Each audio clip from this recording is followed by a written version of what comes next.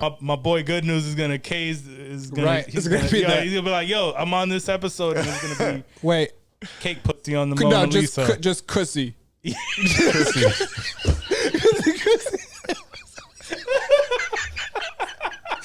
is that so funny? Cussy. The Mona Lisa's cussy. Kadissi. Cussy. Oh, that's so good. The Mona Lisa's cadussy. I like it. That's fucking great. My man left before the cake pussy talk. He's livid right now. And here we go. You want to be like? Sensitivity equals fucking poverty. Insensitive Culture, the podcast. Check it out, homie.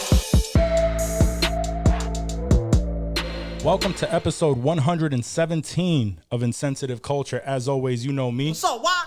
You know my guy over here. And that fool Blazer, Ramon. On the other end is always. And we are. Insensitive Culture, the podcast. Make sure you check it out, homie. Yeah, today it's not just us. It's not just us.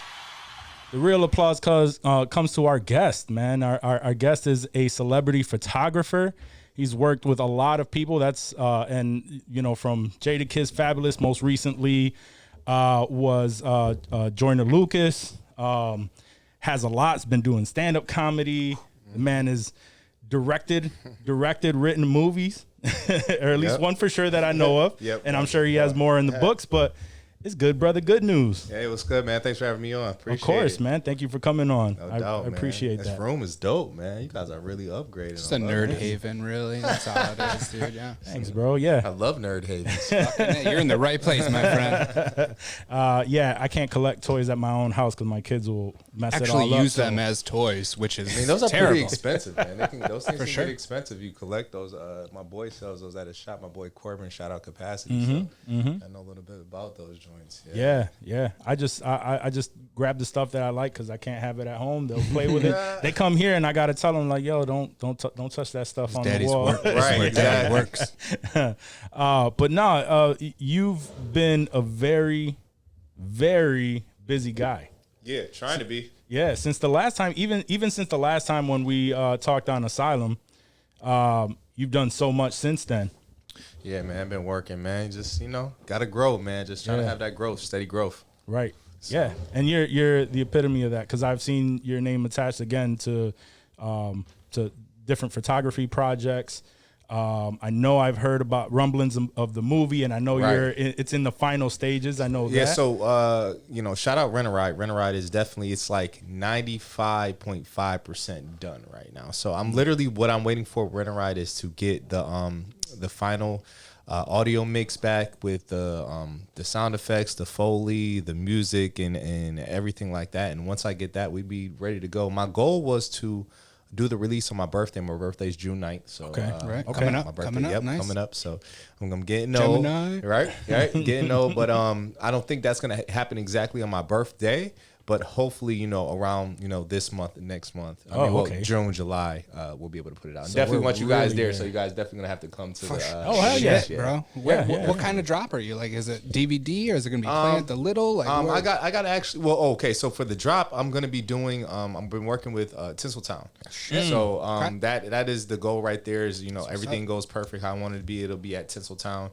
And then, we're working with some streaming platforms, so hopefully I'll have it on some type of streaming platform like Tubi or Hulu or something. Oh, like okay. That. So that's the goal. Yeah, that'd be great. That's what's up. That'd be great. Getting it out there, baby. That's what's up. I just see like little tidbits, whatever you put out there. Yeah. That's all I get to see. Yeah, I've been trying to put stuff out to keep people interested because we have been working on this for almost 3 years now. I mean, if anybody would have told me that I've been working on this project for 3 years, I would have believed them. But there's so much that I've learned. I mean, this is my first movie, so much I've learned that goes into, movie production and, what the behind the scenes part of stuff that you don't really get the chance to see that often. So the next project, hopefully should go a little bit faster because of the, the things I've learned. But it's been a great process, and I've been enjoying it. So and I'm ready for it to, come to fruition. So. Yeah, and I see all the people you've been working with. You have a lot of talented people from the city. Oh man, in that movie. Right, that's one thing about Rochester, man. I've said it once and I'll say it again. Rochester has so much talent that you know, if not if, but when most of these people are able to come together and continue to make consistent projects together, it's going to bring a crazy light on Rochester. And that's why I developed this movie in the first place, because I had the idea for the movie, but the reason I casted everybody specifically from Rochester, with the exception of 2 or 3 people, is because I want to showcase that talent here. I want to show my friends off. I want to show people, like, you know, we can do this too. Yeah. You know, you don't have to go to Hollywood to have to do this, even though Hollywood makes it easier, of course. Sure. But you know, there's talent all around the world, and Rochester, when not just with actors, but actors, comedians, singers, you know, photographers, makeup artists. I mean, there's so many amazing people that come out of Rochester that end up doing something amazing in the industry, that if we could somehow keep some of these people here, to keep saying to do these things here, could build the brand of Rochester up, and, you know, maybe make Rochester one of those like little Hollywoods or something. Bro, because outside of New York City, like, the state gets slept on. It does. If you're not from the city and you're in any of those industries, movie, comedy, music, I mean, you might as well be in fucking Hicksville if you're not in New York City, and that's a bummer, dude. So that's dope, dude. Thank you, man. Appreciate that, city, man. Oh, got to, man. Rochester showed me so much love through the years I've been here, since 2009 to present day, that it's like I just feel like I owe so much to Rochester, and I want to do so much more to be able to give back to the community and give back to the people that I've worked with. You know, somebody was asking me the other day, it's like, you know, where, if you could move anywhere, where would you move? And it's like, you know, I would love to move to LA. I would love to move to Atlanta or some of those places. But honestly, you know, I guess this might be an unpopular opinion too, but I love Rochester. Like, I really don't mind living here. You know, like the people that I've been able to connect with and surround myself around, and I love the vibe. So it's like, it's, you know, when you go somewhere, you have to start all over again. So it's like, for me personally, you know, Rochester I love Rochester. I don't mind being here. Yeah, I've had similar thoughts of about Rochester, because that's what we talk about all the time. We talk about movies, we talk about all the same stuff, and my thought has always been, yo, we are so close to like RIT, which has an amazing theater, movie production, it's one of the #1 schools in the world. Exactly, animation studio, that type of stuff. Yeah. Where if someone started like a studio or something like that in the area and really like funneled that, worked with the school to get its best and brightest working on projects here locally, a lot of them would probably consider staying. And that's all we really need, right, is a connection to Hollywood, a studio here where it could, you know, these projects can be produced in-house. Right. And still have that connection to funnel everything to. Right. Yeah. I agree with you. I agree with you totally on that. It's really just about, like you say, making that initial connection to somebody that's in the Hollywood area. I mean, and I think, you know, from a production standpoint, especially people in Hollywood, if they don't have to put their hands on it too much, and it's like, okay, you could just give me a product that's ready to go and we can just put it out. You know, I feel like they'd be all over this. You know what I'm saying? Yeah. So. Absolutely. But then it's like you said, it's also about getting different production studios or just figuring out ways around stuff. So, I mean, hopefully this movie could be this. I mean, there's been other movies shot in Rochester that were independent that have done, I feel, pretty well. But, you know, hopefully this movie will be able to add to that and, you know, hopefully shine a light on Rochester to develop something like that here. There's something special about seeing your city on the screen like that. It is. Like, see, like, even, like you said, independent movies that have been filmed in Rochester and around the area, dude, like, I'm used to seeing, like, you know, LA and New York City, like in movies that you saw growing up as a kid, like they weren't shot in Rochester. Right, that's a fact. So to see, you know, anywhere in our area that I can recognize, like on the screen like that, it's gonna be cool. It's special, dude, for sure. Another thing too is I haven't seen, like most local films I've seen shot here have been more like dramatic type of movies. I haven't seen any comedies made yet. Horrors, so, really, yeah, like right. So sorta, you know, hopefully, like I said, like I can make my stamp with the comedies out here, because that's, I mean.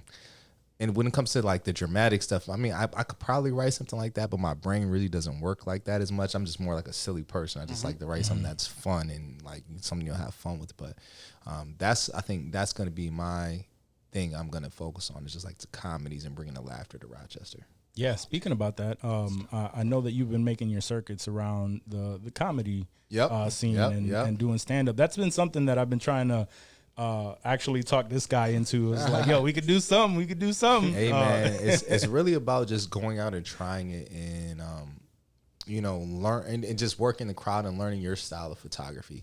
Your style of stand up. I've been doing comedy for a couple years now, but improv comedy, because I'm part of an improv comedy team. Shout out 585 Viral. Shout out Rob Campbell, and all my friends that are part of 505 Viral. Love my team to death. Extremely talented people. I mean, it's full of improv comedians and stand up comedians as well, and that's one of the ways that I've been able to, I feel like, excel so quickly with my stand-up, being a part of, the team and having other stand-up comedians there to bounce ideas off of, learn timing, and just see what they do and try to emulate that. So I've been doing stand-up for about 4 months now, 3-4 months now. And I go to open mics about 4 or 5 times a week, as many times as I can. Yeah, I mean, and anything, everything I've learned about stand-up or, just comedy, period, is just about getting the reps in, getting on as much stage time as possible and feeling as comfortable as you can on stage. And I love it, man. I love making people laugh. It's so fun to do. You get that rush when you're on stage and you get off stage. So it's like, it's real special, man, especially when you can get up there and you're in a crowd, you have a crowd full of people and you're really making them laugh. It's a great feeling. It's a great feeling. What's been your best experience in that and your worst experience in that? Best experience, I would have to say, anytime I get somebody to laugh is my best experience. Sure. So I mean, when it comes to, I guess one of my favorite experiences right now to date, I got a chance to shout out to Talent, comedy legend. He's been on Def Comedy Jam, done comedy shows all over the world. He actually let me be a part of his birthday show, his Cinco de Mayo birthday show. He brought in, a headliner from out of town and, different comedians from Rochester. But, just for me to be a part of that show being, so young in my stand-up career, it was an honor to me. You know what I'm saying? To have one of those type of people invite me onto one of his shows. And I did very well that night. A lot of people, had some positive things to say to me about after the show. A lot of comedians and seasoned comedians that were there, had a lot of positive feedback for me. So, like when you go through things like that, it pushes you to want to continue to do it, and it makes you feel really good. Especially when you get that positive reinforcement like exactly, that. Like, shit, okay, I want more of that. That shit is nice. And then, you got to take the good with the bad. Like you were saying, the most, I want to say unmemorable, but time that it wasn't that fun. And, sometimes you can go to these open mics and, it's a whole bunch of other comedians there. And sometimes you might not, you might be saying funny things, but you might not hear laughs, you know? Right. So it was just kind of working through that and like, not getting discouraged, and just continue to move forward with it.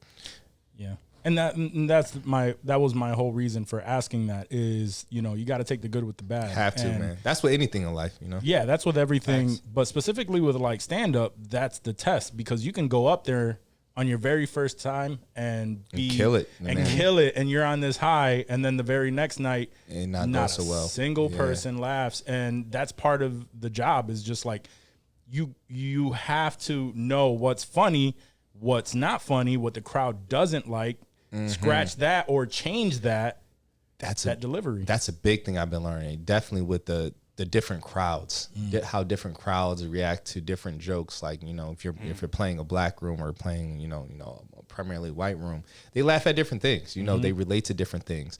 Like, with the white rooms, I can get a little more risky and say, say things that I probably wouldn't be able to say in a black room because they're like, Like what? What flies with white people that doesn't? For example, so if I was to have like a dick joke or something like that, classic. White people love dick jokes. White people would be more susceptible to it than a black audience would, depending on how it's delivered. Correct. Yeah. So kind of like I don't. Of course, I'm not gay, I'm straight, but if you were to play off of like a gay punchline or something like that, I feel like white people are more quickly to accept it than a black crowd would be. Okay. But it's like I said, all about learning how to work the room. It's all about the timing, all about how you deliver the punchline as well too. So it's just learning those things, playing around with it, and like you said, not getting discouraged and just continue to come back and try again. Yeah, I love it, man. What's that community like the other stand-up communities? When you like you were saying, like afterwards, they give you some advice. You ever get bad advice, or you get like haters, or has it mostly been positive? For me personally, and then I almost forgot you was over there, bro. So I was looking over there, boy. Who the fuck is talking? We do too. So It's okay. when it comes to the stand-up community, my personal experience has been amazing. Everybody has been super nice to me. But I'm that type of person that, I've always been able to make friends really easy. Talk to any kind of people, relate to any kind of people. So me personally, it's been pretty cool. I've had some people that have acted a little standoffish to me, which is fine. When people don't know you as well, they're not going to gravitate toward you as well as some other people might. Sure. But in terms of, the comedians that's been on my team, super supportive, super helpful. The other comedians that aren't on my team, but I have met at other open mics, they have been extremely supportive as well too. And I've got advice. Some advice I've taken, some advice I haven't. But it's at the end of the day, it's really all about taking in information, using what you feel works. Taking away what you think isn't. And there's a lesson in anything. So anytime I get advice, I always try to find the positive in it. Even if it is a negative comment, which, luckily I haven't got that many negative comments, at least not to my face. Sure. So, me personally, just continue just to work on the craft. I try to encourage others. I always try to make sure, I try to not give other people advice, but, encourage them, tell them how, what I thought of their set, try to give them little tags and, be helpful to them and treat them how I would want to be treated. And that it's been getting reciprocated. Absolutely. And you said you were big into improv, like that was you. Yeah, fucking with improv classes. So improv is actually what started my started my comedy career, and I've been doing improv comedy for almost 4 or 5 years now. So I've been doing that for a while, and that's helped me a lot my stand up, because now if I can't remember something, if I'm on stage and something doesn't come to my brain as fast as I want, or if I want to do some crowd work, it's easier for me to do that because I have improv skills. Yeah. So improv has helped me out a ton with my stand up. But I love improv comedy. Shout out, we got a comedy show on June 5th. Okay. So if anybody wants to come to the show June 5th, please come out. It's gonna be at the Comedy at the Carlson. It's gonna be a great show. I was gonna ask if you'd fuck with Carlson. Oh yeah. Shout out Mark, the owner of the Carlson. They've been super supportive, super cool. They do a open mic at Boulder Cafe every Sunday, which is pretty cool too. Been going there, which helps filters comedians into the Carlson. So yeah, man, I love the Carlson. I love playing that room. I've been in that room. We've done comedy in that room almost 6 or 7 times with our improv team. So it's been pretty dope. Awesome. It's a nice spot. Yeah, we're gonna have to go to Carlson is dope. I fuck with the Carlson. Yeah. I love stand-up comedy. I love improv. I used to do a lot. I used to go to school for all of that stuff. Oh, word? At some point, just kind of like fell off on it. But I've been ask him. I've been like trying to get him to join me and kind of like be that buddy to go through it with me to do it. Because I honestly do feel like if you are good at improv, you'd be good at a lot of other things because it teaches you to think on the fly. Nah, I agree. Improv definitely helps you think a little more witty, because it's like when you're on stage with somebody, you have to either think of a comeback, think of a punchline. You got to think of something. Got to keep it moving. Right, to make that crowd laugh, whether it's something you say, something you do with your body. But if you're interested in doing it, bro, there's literally 5 open mics a week for comedy. So you're able, there's a lot of resources to go out there and try. And, and the good thing about these open mics is when you go there, some people actually are not good.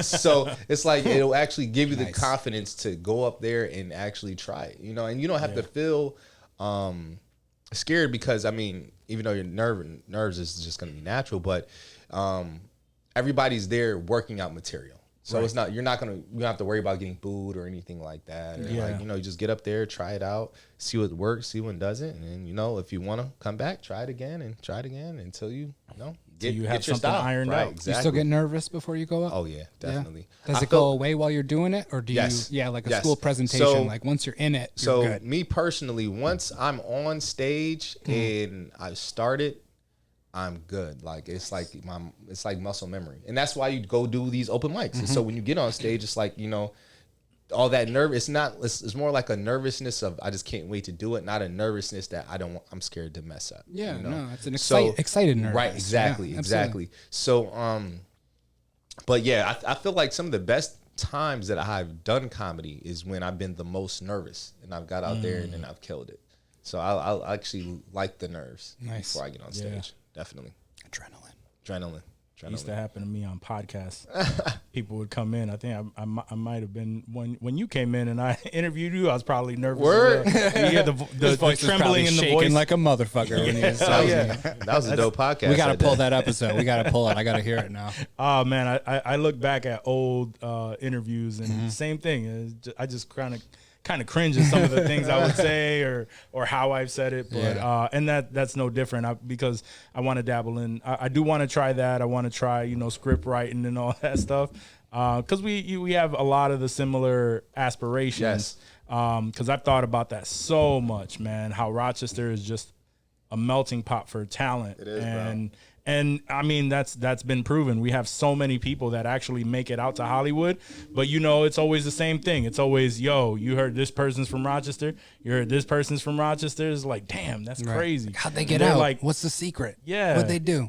They actually did shit. Right. Yeah. That's all they did. They actually did it. Yeah. Right. It's all about putting in the work, man. You put in the work. Now, one thing I always say is like the 2 C's to success: confidence and consistency. You stay consistent whatever you do and confident in your ability. I mean, the success is sure to come at some point in time. Yeah. And I know that you're grinding this out. 117. Right. Yeah. Where's it at? Yeah, Johnny, you hiding it? Where's that success at? Man, sometimes it's more than 117 episodes. Got to keep it going until that's facts. That's why we do what we do until we become an overnight success. So this podcast has a new name. What's the name of it again? Insensitive Culture. Yeah. I used to host the Asylum, and that was all positive, influential kind of conversation. And at the same time, we started this during COVID. Mm-hmm. During COVID, I had the idea to just talk movie shit with my friends and just casual conversation that didn't really have a premise. And then it evolved into what we have today. And mainly, I haven't done an episode for Asylum in over a year. But this right here evolved into just like us having casual conversations, Hollywood conversations, a little bit of everything. We do the news segments. We like it just evolved into something else. And I'm always confident that we have something. We just got to keep going. Keep going, baby. I mean, this is dope. I mean, the setup is amazing. So I mean, you said, you just stay consistent with this. You're definitely going to be having so many viewers on this, bro. It's quality. I mean, just everything that you guys, from the microphones to the table to everything, it's all quality, man. Hey, yeah, and you were here when it was just it was my buddy's couch, the card table. It wasn't even not even the card table. It was it wasn't even my office. My buddy Joey Santee, shout out Joey Santee. Shout out Joey. He was just like, yo, I'm gonna let you, we have this office space. What's up? You want to use it for a little bit? That's why. And I had the old couch there, and that was the beginning of it all. And then I took it over, and here we are. So, yeah, bit by bit. So for those of you out there that just feel like you have to hit the ground running, you just have to start.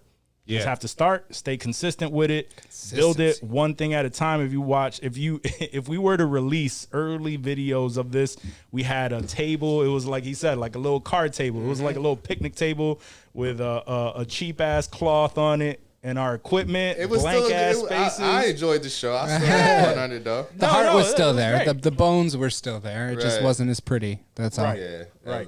But over time, you just keep at it and just chip away at it, and eventually people will be like, oh my God, this is amazing. And you built it over time. It doesn't have to happen immediately. So and the same thing goes for everything you work for, you've worked towards, because for those of you who don't know, his main thing was always tied to photography. Always, still, I mean, and still is. It still is, yeah. Everything, yeah. That was always your main bread and butter. But when I say that, I mean my man was doing club nights. if for those of you from Rochester that remember, like I had a liquor good room, night. I had a good night's pictures. yeah, Oh man. Like- oh yeah, I know Alan know that. that's Alan. That's Alan. No, my man used to on the way out when Yeah. he would have the picture booth, like Yep. yo, I got your picture. That was Oh that man, used to yeah, be in. that was. I mean, back in the day, we used to make a lot of money doing that, man. That's believe how. it. That's how I was able to get yeah. my name out there, and then, just slowly transition to studio work, and then God just put different things in my path to prepare me for what was next, and I'm so thankful for how it went.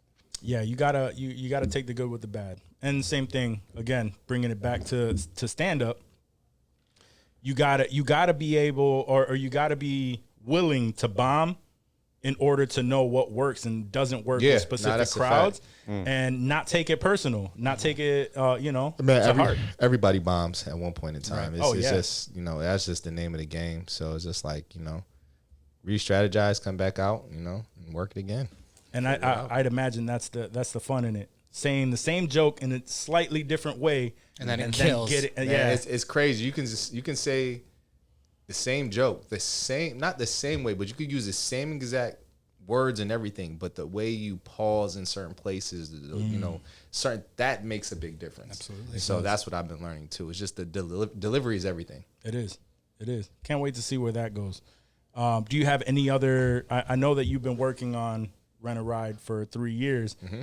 I'd imagine you've written other things in that and you're probably. So I got like 3 or 4 other scripts in the work right now. I don't know exactly which one I'm going to do next because I like them all. But It's like picking a favorite I kid. definitely have other things in the works, and I'm excited about all of them, man. Excited to see where they can go. I mean, just to seeing where hopefully Rent a Ride does well and gains the support of a lot of people. So it makes this next movie a lot easier in terms of people wanting to be a part of it. I mean, for this first movie, I still got a lot of people to be a part of it, but just in terms of like the professionalism that we're gonna have for the next one and things like that, I just see it being like head and shoulders above Rent a Ride. But I'm excited. I'm just excited about the process to see where it's gonna go. Yeah. So Talk about the process. I always had this question when people start writing movies. What is your process like? Like, do you sit down and like page one for the script, like you already thinking about dialogue and scenes, or do you like kind of like storyboard it first and you're thinking in your head? Especially coming from like someone who's a director and a photographer, like are you already thinking of like camera views and how you want to see things, or are you just like just tell me about that process. For at least my process with Rent a Ride, kind of how it started. It started off with the idea. My dad used to own a rent-a-car company back in the day, so that's kind of where the idea started from initially. Then from that idea, I kind of wrote down bullet points where it's like, I think these names would be funny just to have as main characters. And then from there, I kind of like started building their personalities. Like, okay, well, I think this character should have like, this kind of personality, and this character should kind of like have this personality. Then from there, I kind of just started like anytime I would get like a funny scenario in my head that I thought could relate to the movie, I would write it down on my phone.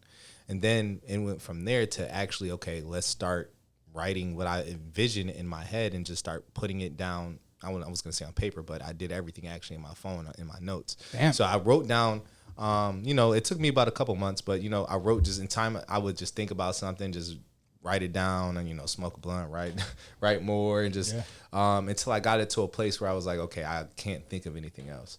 Then I gave it to my older brother, Corday. He's been one of the main producers on this film. And he kind of took that and then he put what I had in notes in script format and then added little parts to it to kind of fill it in. Nice. Even though some of the parts I kind of switched around and things like that, but then he was able to give me the structure that I needed to move forward and really be able to start, giving the script to cast members so they can start understanding, the premise of the film and what they would have to do in the film. And then from there, then it was figuring out like how I was even going to shoot the movie because, movies take a lot of money to shoot.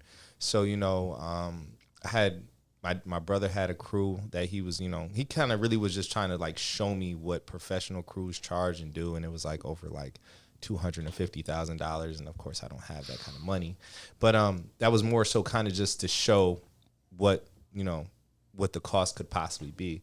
Then I reached out to a crew in Rochester, and they were talking about, it was like $125,000.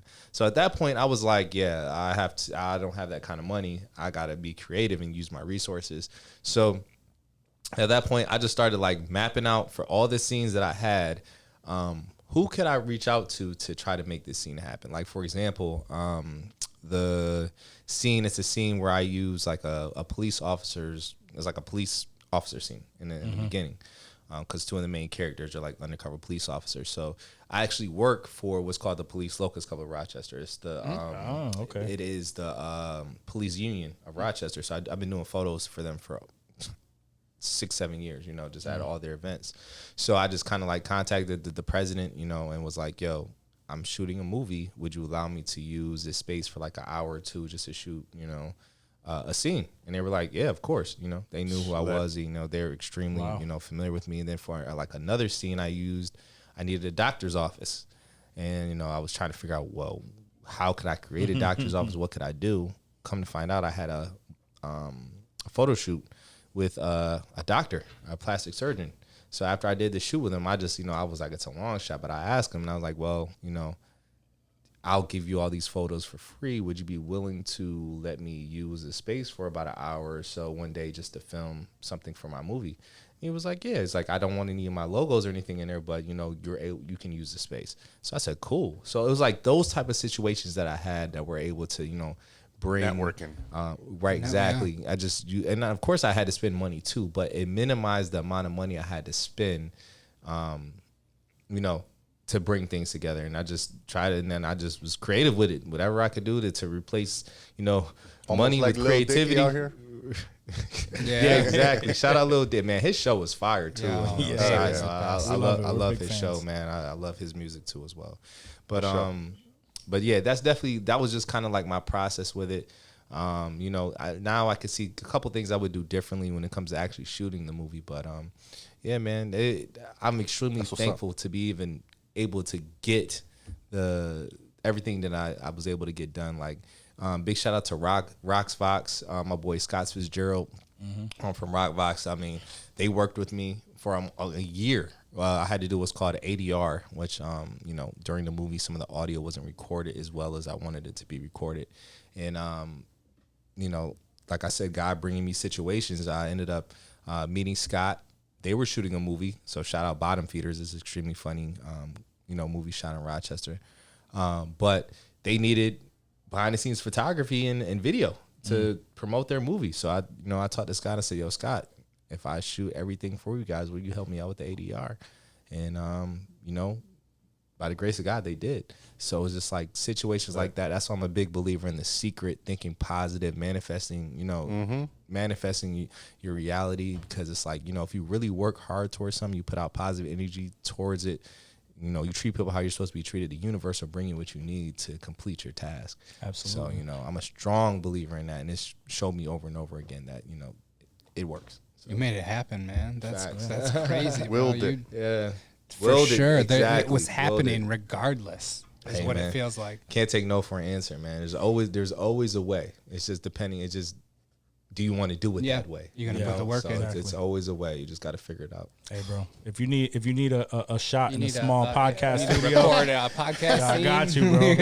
I got you, bro. Might have to work that out in the background. I got you. You're more than welcome to come through and shoot. No, that's awesome, bro. I'm happy for all the success you've seen, and it obviously won't be the last. Are you still doing the academy too? I know you've been helping. Yeah, I trade every day too as well. Shout out I Am Academy. Definitely a big part of how I learned how to trade in the foreign exchange market. Still do that. Still trade every day. Still have a team. So yeah, that's just another one of my sources of income. Yeah. So very thankful for that. It was something that was very challenging to learn at first, but now that I got a pretty good hang of it, and it's a pretty good source of income. So yeah, I love trading in the market. It's very exciting. If you don't have discipline, it will punish you. So it's like you have to have discipline in these type of situations. But if you have that discipline, you can make a lot of money. So yeah, and I know that you were part of the academy. You had a space there that was teaching. I still have others how that. to do I still that. have that and everything. Yeah, Awesome. Still have the Forex. Still have Good Trades, the Good Trades Lounge. So anybody interested in learning how to trade, get with me. Let's work it out. Yeah. But yeah, as long as you take it serious. Like at first, I was like one of those type of things where I'm like, yeah, join and you'll make money, and da da da da. But now I like to explain to people, as long as you're ready to put in that work to actually learn, which goes with anything, Sure. You're gonna have to learn, with anything that you do. But as long as you're willing to put in that work to learn, you can make a lot of money. Absolutely. I'm glad that that was successful for you also, man. and that's another way of giving back to the community. That's a fact. So, It's a fact. for sure. All right, so So now you ready for actually- dick jokes? I got a couple. we have a lot of those. No, but we normally what we do at this point of the show is we go through a couple of questions. Dave here will ask us some random ass questions. We don't even know what those questions are, so you're Let's gonna do walk it. through that with us. Okay, let's do it. All right, y'all ready? Yeah. You got to give up one of these for the rest of your life. Fork, spoon, knife. Knife. Knife is Knife? gone. That's easy. Knife. Really? Why so quick? Why so quick? You don't eat steak? What are you cutting your steak with? I'm gonna take the tip of my fork. I'm gonna stab that shit until I can't stab it anymore. Yeah. I'm gonna bite it and it's gonna come apart.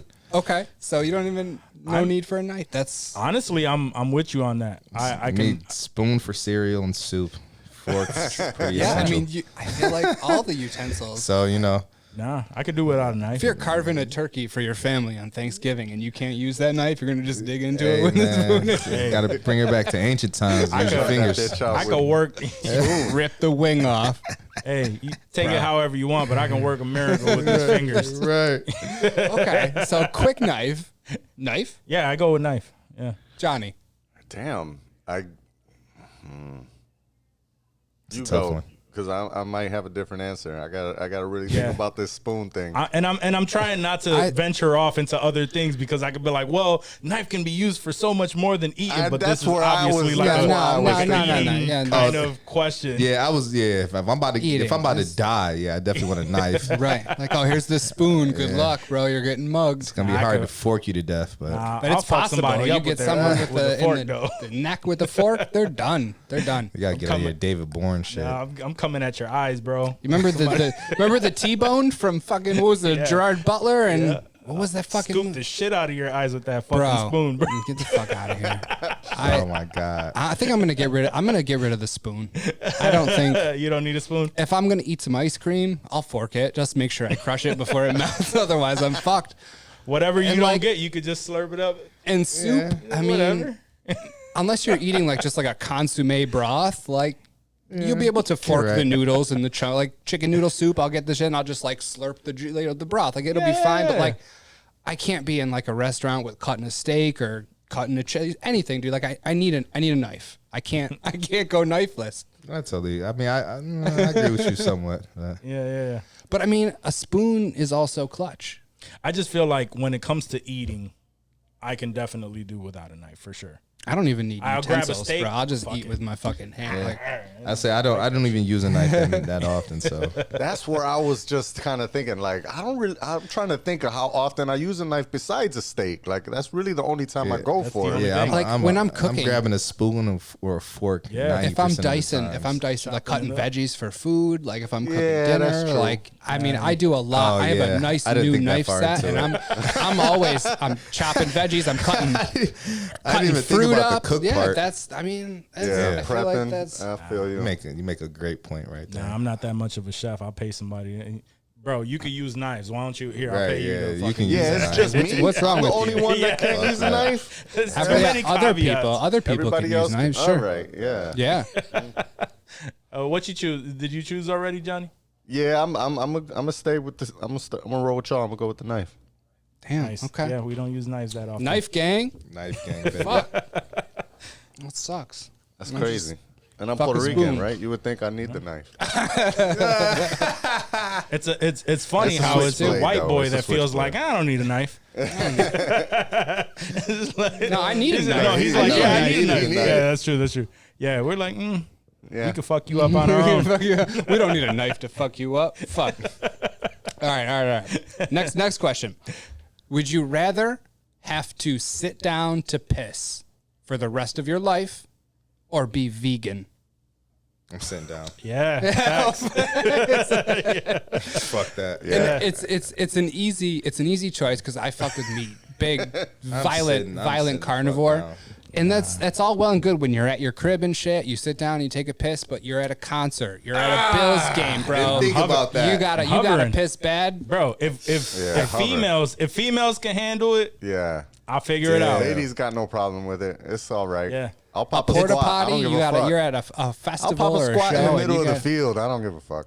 As Yeah. long as I don't have to sit on the As long as seats. your ass cheeks don't have to touch whatever Right. that is. Nah. Yeah. And even if it does, that is much better than me having to Forgo never meat. eat any nothing that came Yeah, from an nothing, animal. no like, animal period. products I'm at getting all. some chicken bro. right after. Yeah, like be a vegan. Like, nah. I'm sitting in a porta potty before I become vegan. You ever Right walk? after I squat, I'm hitting the chicken spot. Just know that. Right. There gotta be a trade-off. Gotta You be a ever trade-off. walk through the vegan section like of Wegmans, just like cutting through, and you see all the sad bullshit on the shelves, that and you're shit like, is so "Yo, sad." no." I did that shit fucking for way. like 45 days. Something like that. On purpose? 40, yeah. He said on purpose. Exactly. My right? brot's a vegan. He loves it. And that's what Nah, the loves it. people that are vegan do love it. And I'm like, Hated that life. how? I don't understand. Like, I love barbecue, Have bro. you ever I met a eat- fat vegan? No, I have. no. I feel like They just eat a lot of vegetables. Yeah, I guess. that has to be.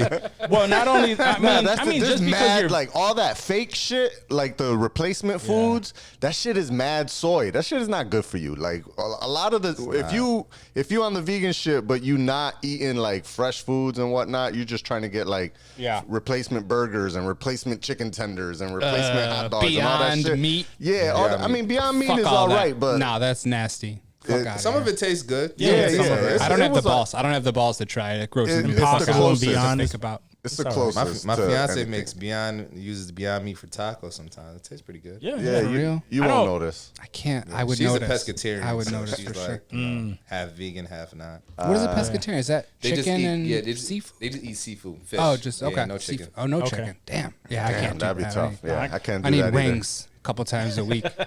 Yeah, Fuck. I just I'll love try chicken- anything, chicken but too much. I think the biggest thing for me, the hardest thing, even with like people who give up pork, is like I can't stop eating bacon. Like I love bacon. I do too. You know, like even with me being like I recently found out that I am lactose intolerant. Oh I man, love cheese, bro. it's hard. And there is no imitation cheese on this planet that tastes anything near. like regular cheese, right? It's, Yeah. it's so weak. Yeah. So to give that up forever, nah. I'll sit. You don't on, want any I'll vegan sit cheddar? bare ass on the Vegan toilet. cheddar. I gagged a little bit. I gagged I just think saying that's that. an oxymoron. There's some wild. You ever see like I get recipes that pop up in like my IG feed, and it's like vegan barbecue pulled pork, and it's like Why? My jackfruit. fiance That's made fucking that up. though. She For made real? vegan ribs before, and it looked just like ribs, and it Tasted didn't like taste ribs? like ribs, but it tasted good. But it tasted It good. was It tasted decent. good, Okay. yeah. I can't say it totally tasted like ribs, but I mean, it was all right. I'm not I'm I not as ate it. bad as this man. If my girl did the same thing, I'm gonna try it, and I'm gonna see, and I'll be like, yo, just don't call it ribs because this is Right, slapping right. ribs in the Yeah, I face. don't, Yeah, and that's why I don't like Impossible Burgers. I'm like, don't Nah, don't those are call good, it a though. burger. Like Those have it's been good, not though. meat though. Like, don't pretend like it's like here's vegan wings. What do you and want they're them to like call it? An cauliflower. impossible sandwich? I hate Sure. cauliflower. Sure, wings. sure. Makes no sense. Yeah. Just A cauliflower wing. cauliflower. Those That's an are just- oxymoron. You said Yes, it oxymoron. is. That's a motherfucking oxymoron right Cauliflower there. wing. Cauliflower I need to make a wings. joke about that. Ain't a damn wing. I'll in help this, you write in that this shit because that's cauliflower. disgusting as a motherfucker. Cauliflower. Yeah, those is nasty. doesn't even make Oh, sense. man. I think we're all unanimous on that one. Yeah. So Yeah, what's fuck the that last vegan. question? Fuck that vegan shit. All right, y'all. Fuck Episode being title? healthy. Gonna die. Oh anyway. no, that's an episode title. Fuck being healthy. I swear. All right, y'all. Could you beat Tom Cruise in a fight? No. No, yeah, I don't think so. Did you see Top Gun? I don't know. I didn't see Top Gun. Was it dope? No, I haven't No, seen I it. haven't. I'm okay. dying to go see that shit. Top Gun 2. Oh my god. Yeah, I want to go see that. Tom Cruise is like, He's really the GOAT. Man. He's So a here's- fucking here's- robot, Facts. bro. We He's say like that all 80, the time. and I don't think I can beat him. He asked me that question earlier, like and he laughed at my response. But I'm like, no. Why? This man does all of his own stunts, which means like in Mission Impossible, I think it was Ghost Recon or Ghost what? Protocol? Ghost Protocol. Ghost Protocol. He was actually, it was him hanging on to the plane. So like when it took off, like Bro. he was doing all of his own stuff. If he could do that, He got I- balls, Bro, but can my he man fight? went to Cruise space. is like Tom Cruise is like 68 and white, and I'm black and I'm 38, And he's and my he's still height. athletic more than me. He's still my more height, athletic by than the me. way. So Yeah, you're right. He is your height. He's Tom Cruise is crazy, man. Yeah. Shout out to the Focus. GOAT. yeah, man. Yeah, No, but in all fairness, Why- a lot of so- good fighters, the biggest thing that they have is they are fearless. If a man has like, you do not phase him, he will not stop until he fucks you up. And I'm pretty sure Tom Cruise has trained in many different ways. Disciplines, man. He's Exactly. probably karate, So jiu-jitsu. yeah, he will fuck me up. yeah. No, he's like I said, he's been in enough fake fights where he could probably get in a real one and just remember what he did in like Mission Impossible and fuck your shit up. Like, Mission Impossible 13 is about to come out soon, so it's like, and I'm there for it. I will be at that fucking theater because those are all fire. yo, all of them. That's one. That's That's- one series of movies that it's just like they just don't disappoint. No, I've said it before. Every movie that Tom Cruise is in, up to a certain point, every time it's about to drop, I'm like, this is about to be the shittiest movie I've ever seen. I watch it, and at the end, I say the same thing every time. Like, fuck, he did it again. this movie was fucking great. Yep. Damn it. You want to hate him. You want to go You in. want to. You want to think crazy Scientology, jumping on the couch, but then you watch that movie and he fucking brings it every time. not Any bet role against Tom Cruise, doesn't man. matter. No. I can't wait for his space movie. The Cruise. Oh, bro. Oh, isn't he supposed to be shooting it in In space? In space. space. In Like, space. bruh, he's That's what I'm crazy, saying. bruh. And then for this Top Gun, he was like, he said he's a lot of people approached him about doing the Top Gun too. He didn't want to do it because the technology wasn't available for him to actually do it because he wanted to be in the jets, shooting in the jets. Yeah. Yes. I'm like, that's crazy. And then I was watching some behind the scenes stuff. But I guess all the actors in the movie had to come like 6 months ahead of time. Yeah, I seen that. do jet training and like it was like really serious. Oh, yeah. Yeah, and it was because initially when they had the idea for the movie, they had a specific date in mind, and it was because of Tom Cruise that immediately after they agreed to his conditions of him, them all learning how to do it, going up in the air, that shit changed a full year. They just set it back a full year because they all had to go through training. Hey, man, and I keep respect hearing it. nothing but great things about that movie. Because think about it, you cannot fake being in the air. You can't fake being in a jet and know the G forces hitting your face and stuff like that. You can't fake that. So I mean, the authenticity of this movie is going to be out this world. I might go see it can't tonight, honestly. I can't can't even- hype for it. I just thought of being in a jet as it takes off, and my heart just sank. Yo. Yeah. I would fuck with that. I would be here for that. I would love to try that. man. That and F1, those are my two like bucket One of list. those G-force machines that spin you around, like like when they're training to go to space and shit. You ever see those where like they watch the videos of the dudes like and they hit like 9 Gs and just fucking black out. They said it's bro. like 1,500 pounds of pressure on your dude, body. Yeah. and you can see it like what their the faces fuck? just droop and the eyes roll back and they're fucking out, bro. It's the scariest shit. But I would fight it like a motherfucker. I would see if I could. try hard. Hell yeah, why not? Why To get not? back though, Johnny, you fight you Tom Cruise? You could beat his ass? Hell no. Hell, nobody It's only wants. No, I'm not fighting Tom Cruise. I don't want no Tom Cruise smoke. You laughed at I me don't when want I said no. hell no. I thought your reasoning was funny. It was because How tall is Tom Cruise? He's 5'7". 5'7". He's only He's 5'7". a short ass dude. He's my height. So I'm 5'7". So that's what's up. Yeah. Short kings. If he wasn't paying attention, I might hit him in the line. Camera angles, man. Yeah, you could just Camera if you angles. caught him with one and he wasn't looking on I'll set, probably, he's done. Yeah, that doesn't. Nah. But once he gets back up, I'm running. Yeah. I think that's Scientology too, bro. I Nah, think what if he done just sold his ate soul it? to He something. got like Ate an it like a aura. Terminator. He got a shield protecting oh, his shit. shit. Tom Cruise running at you. Oh shit! The Tom Cruise run that he does in every fucking movie. Stop. That would be dope. tired? He got I would the ghost wanna of make L. him Ron run. Hubbard. Oh man, Yeah. catch him from behind, punch him, break your hand. He ain't even turn God. back, look at you, fuck you up. Nah, man. I don't want that, man. And go Tomorrow film War Minority all over Report too. That'd be Yeah. hilarious. what was that movie? Something repeat. What was that? Murder, kill, repeat, or something, Something like that. Live, die, repeat. Live, die, repeat. Yeah, he'll live, die, repeat on your ass, Bro, that was badass. bro.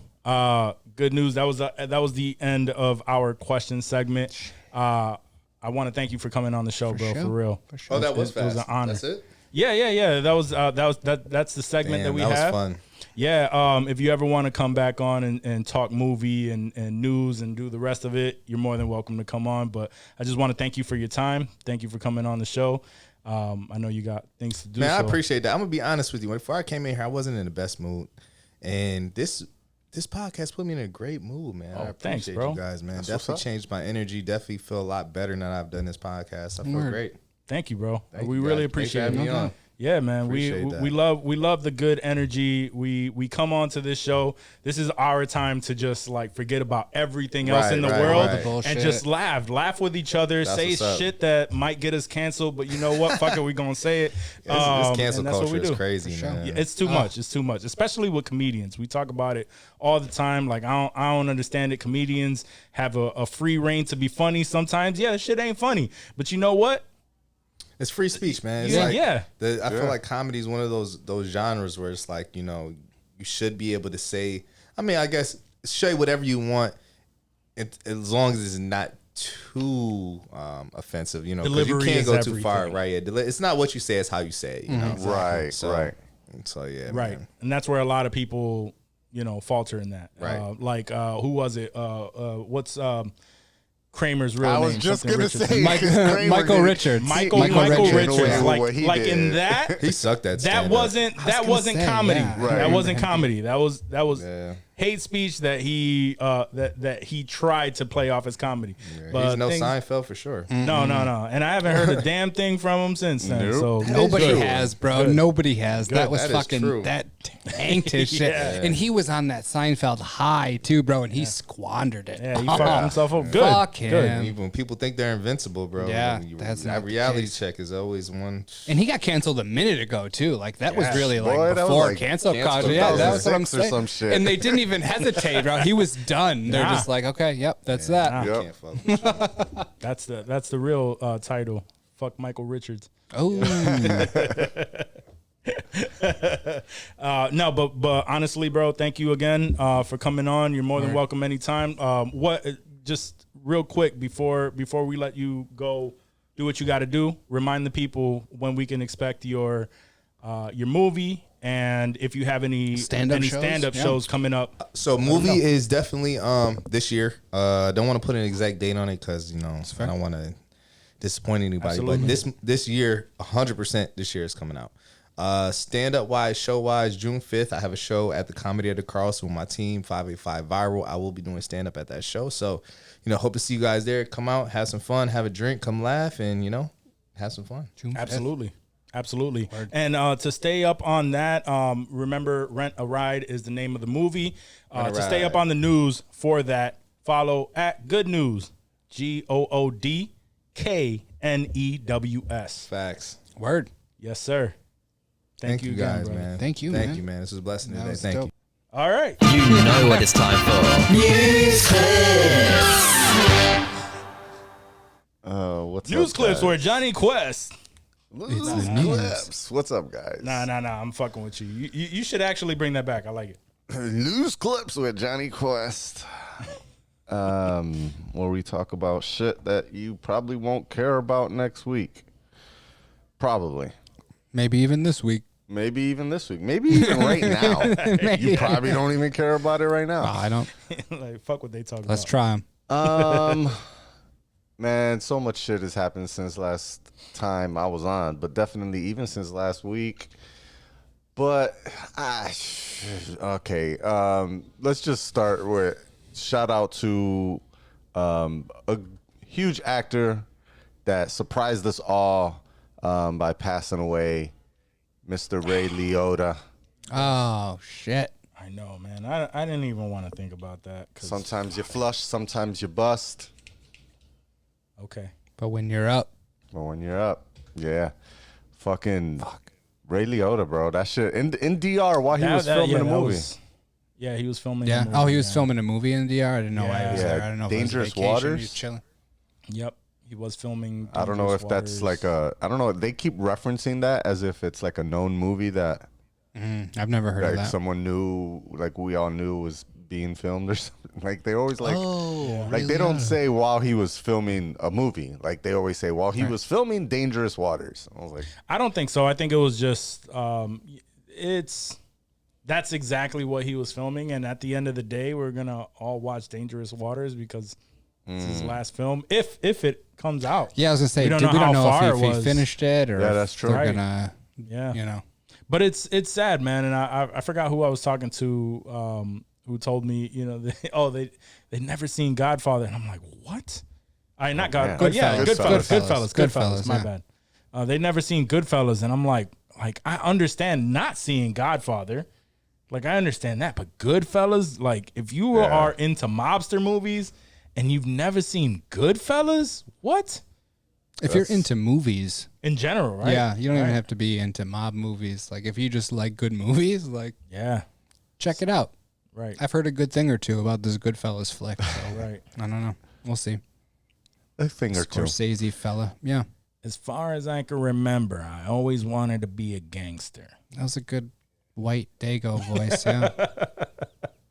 It's seared into my brain. Like that is the quote from that Yeah. movie, man. So rest in peace. I was definitely sad to see that one, and we're at that age, bro, where our legends are just Dropping. dropping and fading away, man. And he's young too. He was only 67. 67, Right. yeah. Yeah. Too young. Crazy. Yeah. Crazy time. So rest in peace. Speaking of too young, we didn't touch on this because it happened the day after y'all recorded, but man. terrible fucking incident in Texas last week. Yeah, Not only the terrible incident where 19 kids were murdered and 2 teachers, but then when we find out afterwards that the police totally fucked up the whole situation. bro. So everybody is all tight on them now because 40, it's like 45 minutes of just standing Yeah. outside of the building, not doing anything. I heard there were parents begging to go in. Yeah, they were it was, asking the yeah. cops to just let them go The in video and try and I save saw- their kid, bro. I couldn't imagine. The video I saw, they had a parent on the ground. yeah, They were restraining They him. were restraining him, like because they were all ready to run in, bro. Like since this whole shit happened, I'll be honest with you, it's like I drop my kid off at the bus stop every day. yeah. Every day, and every single day I look at his face and he gives me a hug before he goes on there, and he looks back at me to make sure like I'm still there, like gives me that look. And it's like just to think that someone went through that Yeah. and never saw their Never kid saw their again, kid bro. again. Like that shit is heartbreaking, bro. That shit is heartbreaking. Or they had to imagine their kid in that classroom. I don't even want to think about it, bro. It shit just makes me fucking angry. Yeah. Like, so shout out to the couple of people who I think they were parents, right? I believe that there were a few of them that actually heard that, ran in, and it was a parent. Off It was duty. border patrol? Off duty border But he patrol. was a parent, and right? Off duty. Yeah. I heard differing. One of them was. I heard differing answers on that, but I think at least one of them was a parent of a child that was in the school but wasn't in that room. Right. I'm not saying that one that was in Yeah, the yeah, room, but the one that I read, it was on New York. Was it New York Times or New York Post? One of them. Yeah. There was an article where the man was getting his hair cut Oh, and yes. received a text message from his wife, who was a teacher in the school, and his daughter was a student That's right, in the yeah. school. Received the text message, grabbed his barber's shotgun, Shotgun. and they both ran to the school, and he was the one. At least that's what it said, that he was the one that ended the I think the he shooter's was life. he was the one that he helped a lot of students escape. But then there was that that other guy that they had the photo with the flannel, because he's the one that had his. There was a photo of his hat that he had gotten shot at, and he had gotten grazed by a bullet. But either way, either way, man, like those were there the was heroes people in that weren't situation. standing around, people that showed up and was like, "What the fuck are you guys doing? Let's go in there and murk this dude," and they did. While you got these motherfucking regular SWAT team, regular wasn't it? Was they PD SWAT and team? SWAT. Yeah, exactly. Yeah. SWAT teams that were apparently just like, see, I don't even want to get into this whole thing, but like apparently just like a couple weeks before then were training for school shootings and touting I see about that it was- and bragging about it on like Facebook. Like that's why, this whole like militarization of the police shit is bogus. It's just spending money, spending tax dollars to keep budgets high so that these cops could, rape our overtime and shit. And then excess money, they spend it on all this, throwaway military shit, so that they could keep those budgets high. Because they obviously not doing anything if they're going through all these training. And it's still, what was the reasoning? I said this before. I don't, when we talked about the Buffalo shit, I can't put what one police department did on all the police departments. But man, after watching this watching this show on HBO, man, these fucking PDs, man, this shit is wild. But anyways, I don't want to talk. That's my fucking with this week. So, Yeah. But anyways, yeah, that's the thing that happened. I don't know if y'all had any more comments y'all wanted to put on that, or I mean, it's just a extremely sad situation, and like Dave yesterday had me he was just, I guess one of the kids too, like that was their thing, is they wanted to go viral, and they were doing like little videos, and he's like, yo man, give that little girl a like for Insensitive Culture. And just like watching this video of this little girl, man, that's just not here anymore. Damn, that's fucking sad. Yeah, it's real fucking sad. So I mean, we did it recently for Buffalo. So before we move on, let's give a moment of silence to the kids and the teachers that lost their lives that day.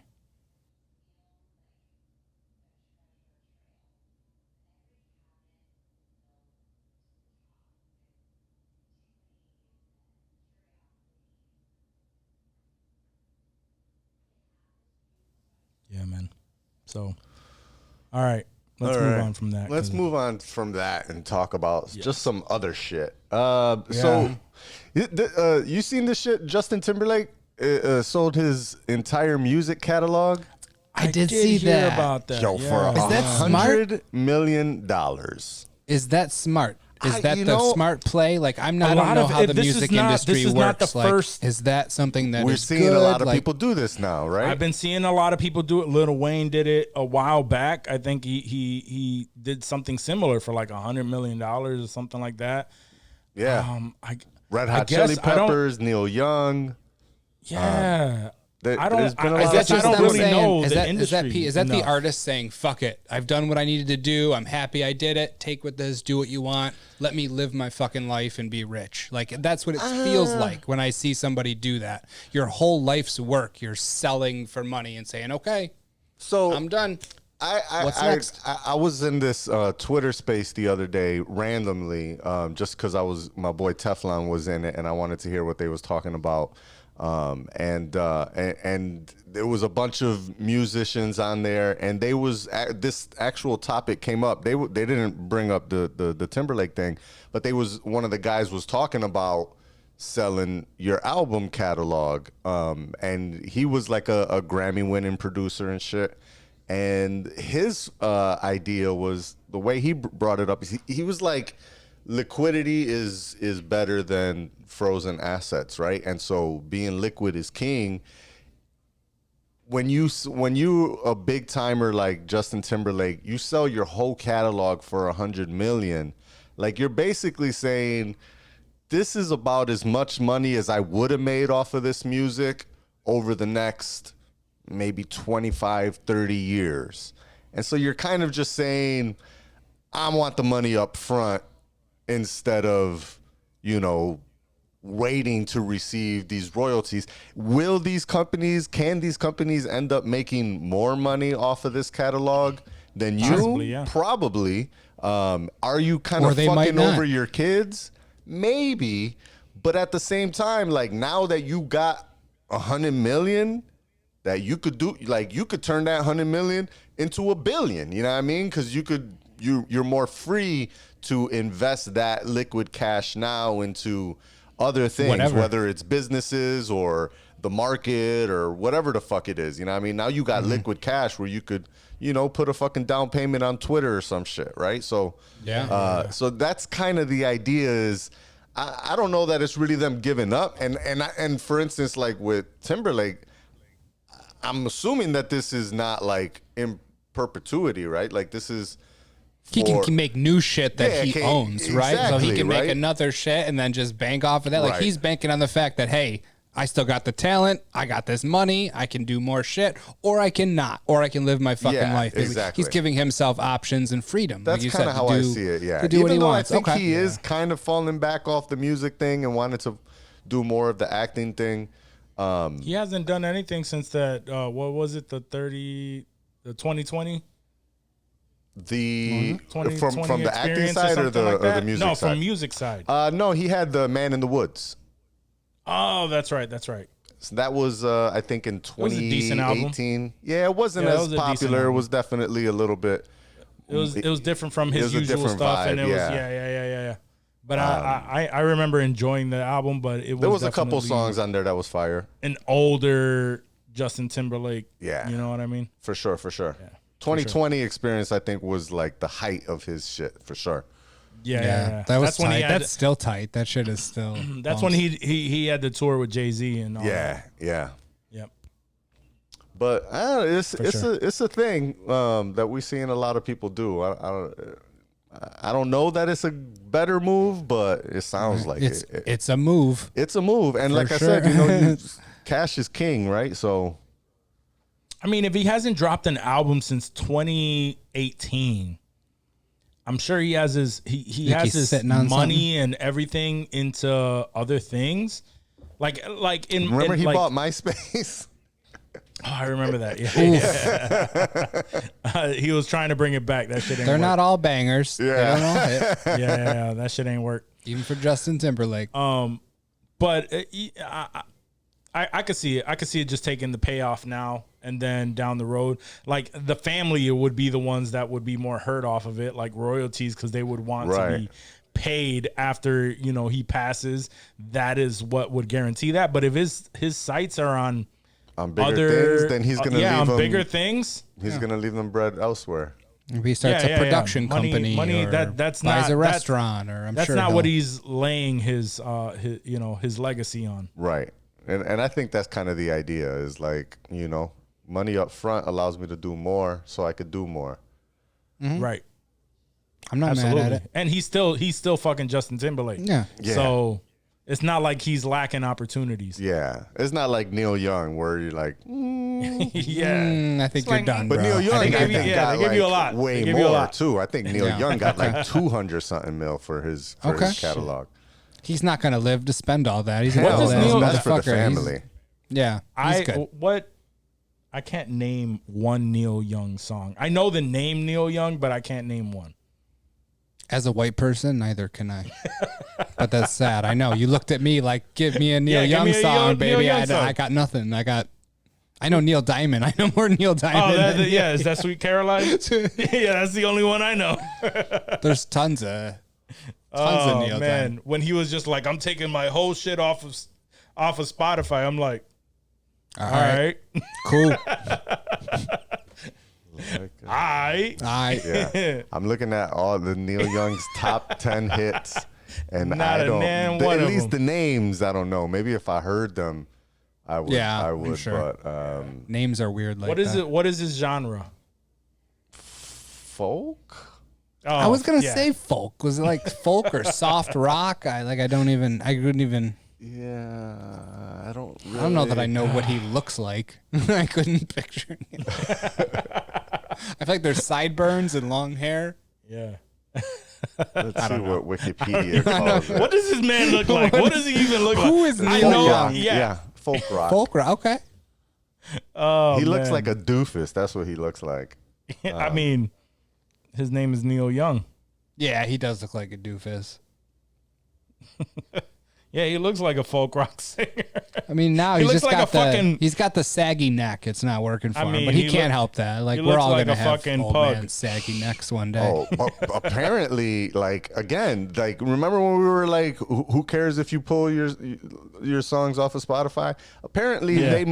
people must listen to this shit because he sold his catalog for 150 million for only 50% of the catalog, Oh, shit. Damn.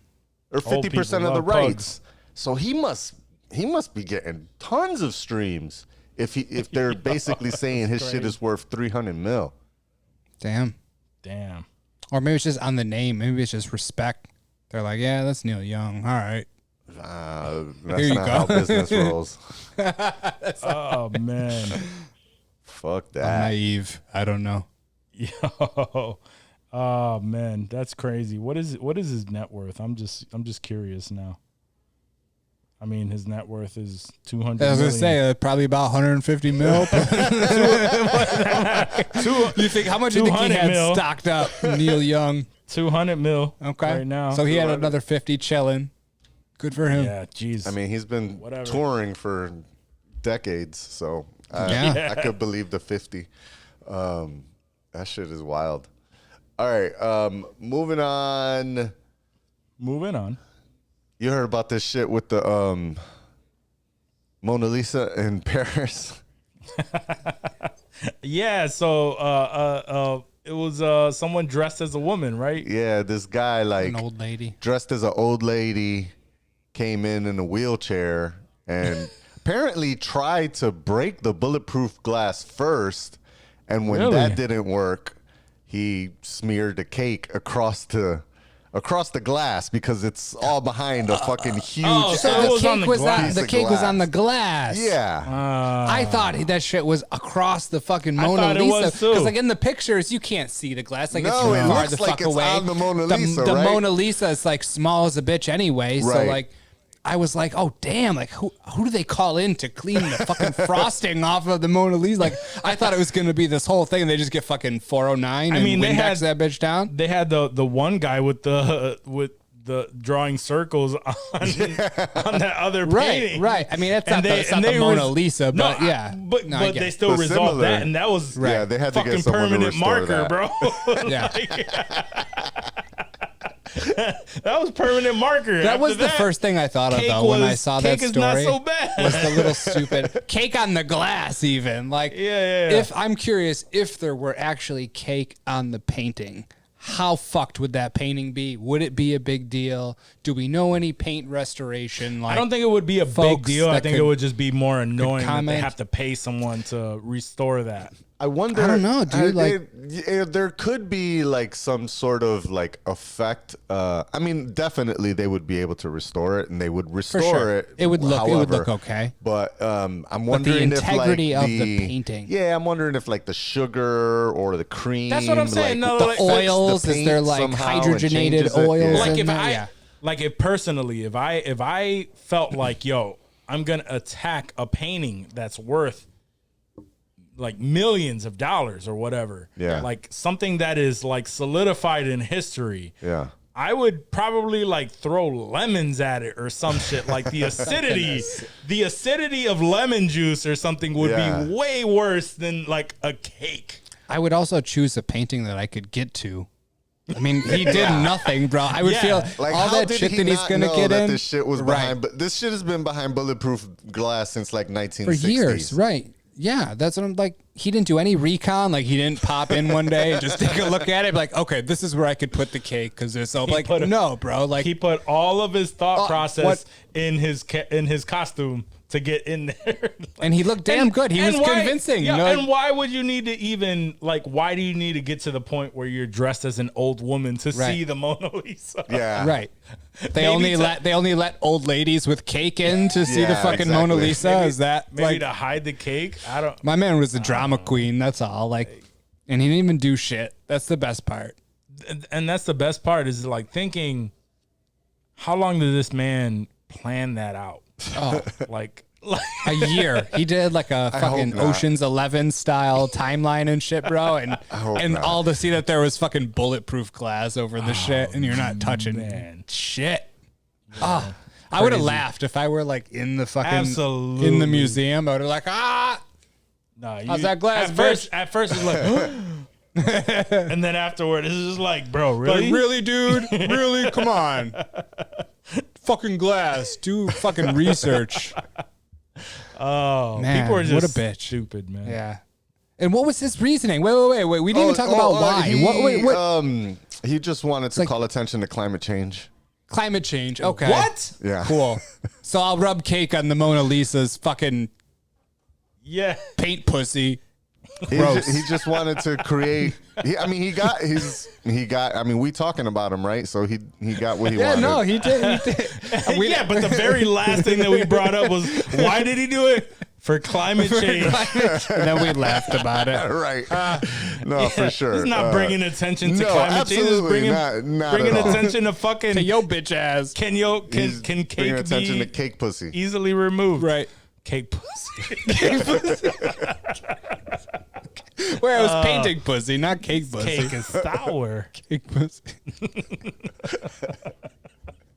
Can we have a picture of a cake on like the image with just like a blurred out section where it looks like it's the cake's pussy? It's just like the cake pussy. I don't know. My Photoshop skills ain't that dope. Just a blurry cake vagina that you can't see. Oh yeah, okay. That's all it's got to be. I'll figure it out. I'm sure you will. It'll be fire. It'd be great. What's even better is our guy is gonna share the cover. Yeah, perfect. It'll be a my boy blurred Good out. News is gonna case is gonna Right. he's gonna be like, yo, I'm on this episode and it's gonna be Wait, cake pussy on the Mona Lisa. just cussy.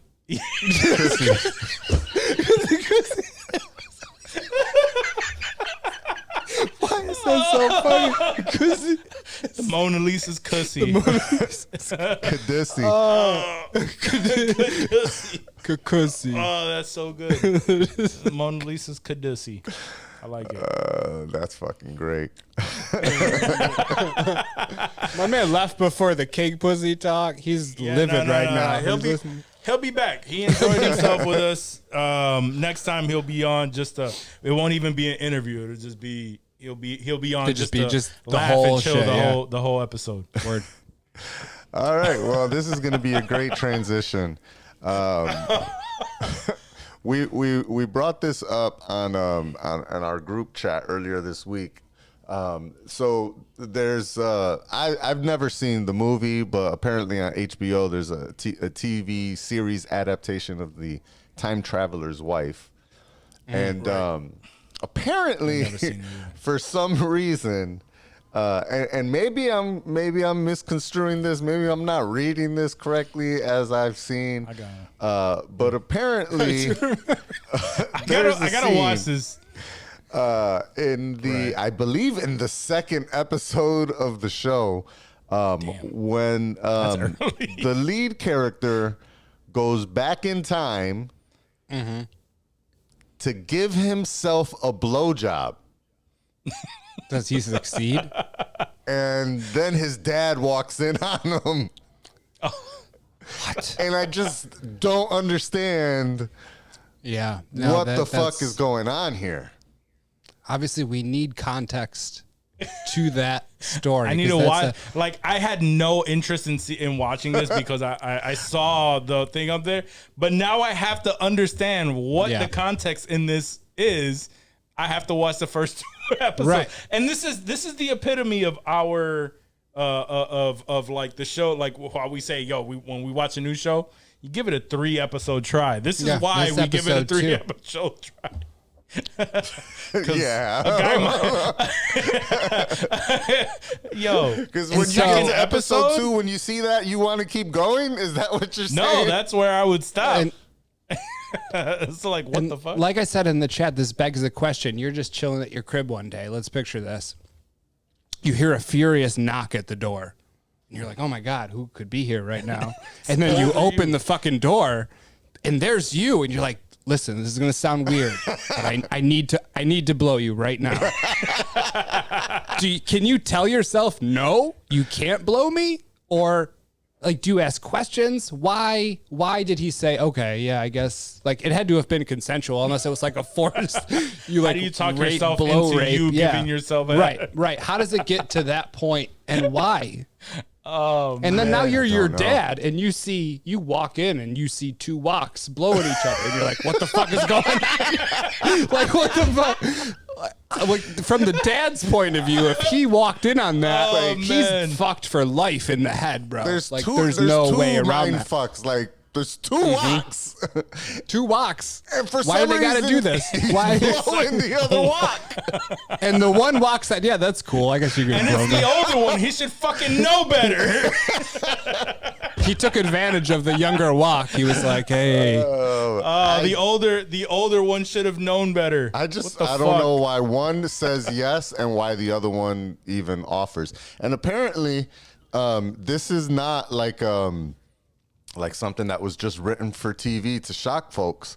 Apparently, this was in the original part book, of the book? Oh, what that the came fuck? out in 2003, which means that for like 20 years, nobody was talking about the fact that in the time traveler's wife, dude Right. blows himself. Why? How though? did we not hear about this? Right. Because At no the point. majority of people that read this are women, and it's only men that would be like, "Wait, why the fuck is this happening?"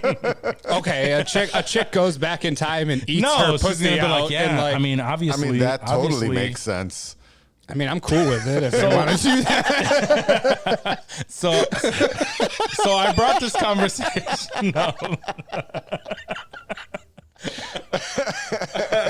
Yeah, I mean that's Yeah, it's totally a pass. that's legit. So I brought this conversation up because we were talking about it in the group chat, right? And then my girl like turns to me, and not even in the fact of like time travel, but in a sense of in a sense of just you on yourself, right? She's saying that like it's not gay for you to blow yourself if you had the ability to. And she's saying it's the same thing as masturbation, except one, you're using your hand, the other, you're using your mouth. And I'm like, if I could fold myself to blow myself, that is absolutely gay. And she's like, but why? It's the same premise. And so I brought that question to you guys. Is it gay if you can fold if you can fold yourself to a point where you could blow yourself off? Is that gay? Yeah. Unfortunately, Right? I've had this conversation before. So this is not the first Marilyn time. Manson this is yourself? not the first time I've pondered this. Oh. And by that logic, to blow yourself is just as gay as jerking yourself off. Like if I came to you guys, I was like, listen, guys, I met this guy at a party and I jerked him off. You guys would be like, yo, Absolutely. that's the gayest shit I've ever fucking heard, bro. And Absolutely. I'd be like, word. Yeah. Same thing. If I met a dude at a party and then I blew him, gay. Right. You jerk your own dick off. There's Can't be something gay. So Blowing your own, it's because it's in your mouth. it's and because it's Yeah. in your mouth. but it's your dick. It's your. If It doesn't matter that it's your dick. Like, So if you, but you like don't you can need jerk, so jerking to off put it another in- dude isn't gay. No, but putting it into your mouth is I would imagine the enjoyable thing is not.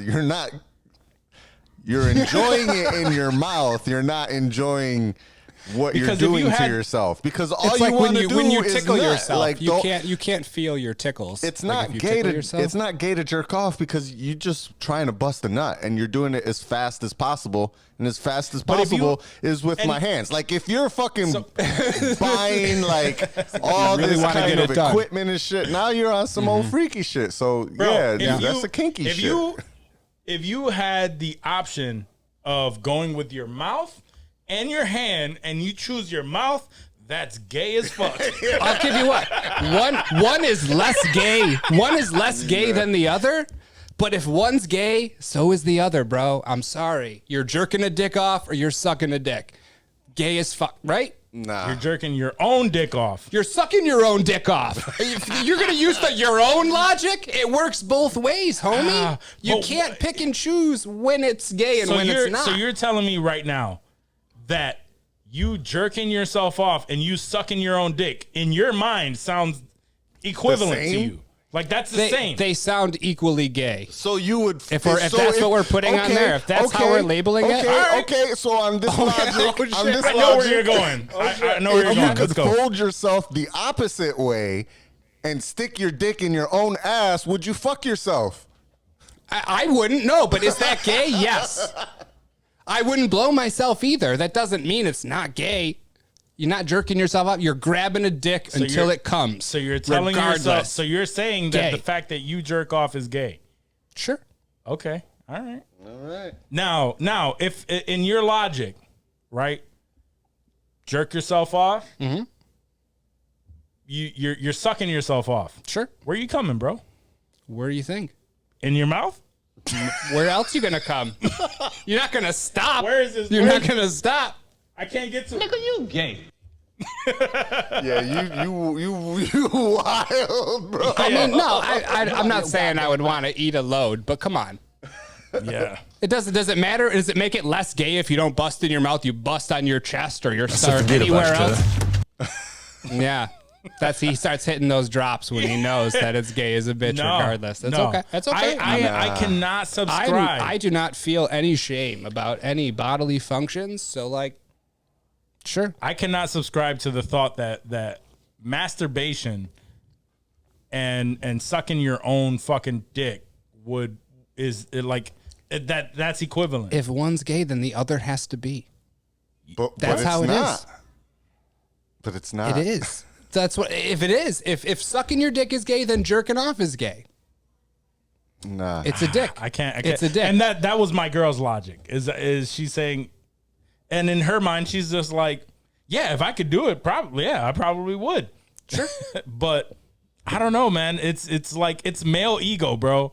Like to me, absolutely, that shit is gay. If you are Marilyn Mansoning yourself, which it wasn't true that I have all my ribs. Yeah, by the way. you're removing ribs to purposefully fucking suck your own dick. Yeah, that's I mean, if you're fucking gay going as fuck. that You're hard, just not- you're having surgery to blow yourself. That might be a little gay.